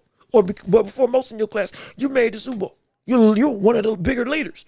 You're one of the more consistent dangers that this team has to offer in a good way. They're in position to win this and get redemption over the vestiges of despair that were the last time they played against Tom Brady and the Patriots. So we're going to see how it goes and how it pans out. But is there anything else anybody wants to say in regards to topics at hand with this show? Like I said, last call. Whatever you want to discuss and talk about, we can be about, and we can discuss it right here on the show with you all. But if there's nothing else to say on the day, we're going to pack this show up, send it home, and get on out of here and get ready for Thursday afternoon. So with all of that being said, this has been another episode of The Welch Report with me, your host, Jean-Luc Welch. We thank you all for tuning in and listening to the show with us on today. Happy Tuesday. Hopefully you're still doing a great job. Hopefully you didn't get too much snow over the weekend. We got another batch of storms coming up this weekend as well. So mark my words, it's gonna be another. It's gonna be a white Christmas, but it's gonna be a white start to the new year, absolutely. But hey, we're gonna enjoy it all with you right here on this show. Thank you all for tuning in and listening to our show, and to everybody who came in and chatted. Yo, we're wonderful, beautiful to help make this show so much better. Please leave a like on the video, comment your thoughts and opinions, subscribe to the channel, and share the show with everybody that you know so we can keep on building up this empire together. Please be sure to rate us 5 stars on every podcast platform, wherever you listen to podcasts. Also be sure to hit the notification bell so that you know whenever we post right here on YouTube, so you never miss out on what we got going on our live shows. Also, we got Cash App, PayPal, links down below in the description, as well as super chats, super gifts, and stickers. We can't do this without you all. This show can't exist without you and your support. And right now, we're funded by you, the people. So if you can give to the show, helps to pay the bills, it helps to make it so that we can grow bigger, better, and stronger, all for your viewing and listening pleasure. And it's been a joy to be with you all on this. Still got so much more to talk about, so much to discuss. And hey, we're gonna be back on Thursday talking about more boxing, breaking down fully TEO versus SHAKUR, and my whole breakdown and prediction of that fight. So be here for that. It's gonna be a great time. But I've been Jean-Luc Welch. Y'all have been wonderful. Peace and love. We are out here. Yes, sir. We're going to see you all on Thursday. Real quick, Power Pound, the top 5 chatters on this show. Number 5 was Anita Burr. Number 4 was Abin Rhoda. Number 3, legendary Super Saiyan Jackson. Number 2 was Truth. And number 1 was Daryl Washington. Yes, indeed. Congratulations on being the number 1 chatter on our show today. Can you take the number 1 spot again and retain it come Thursday? We're going to find out and see. But hey, I've been John Welch. Y'all been wonderful. Peace and love. We out here. Be safe. Be blessed. Salute to you. And we gone. We out of here.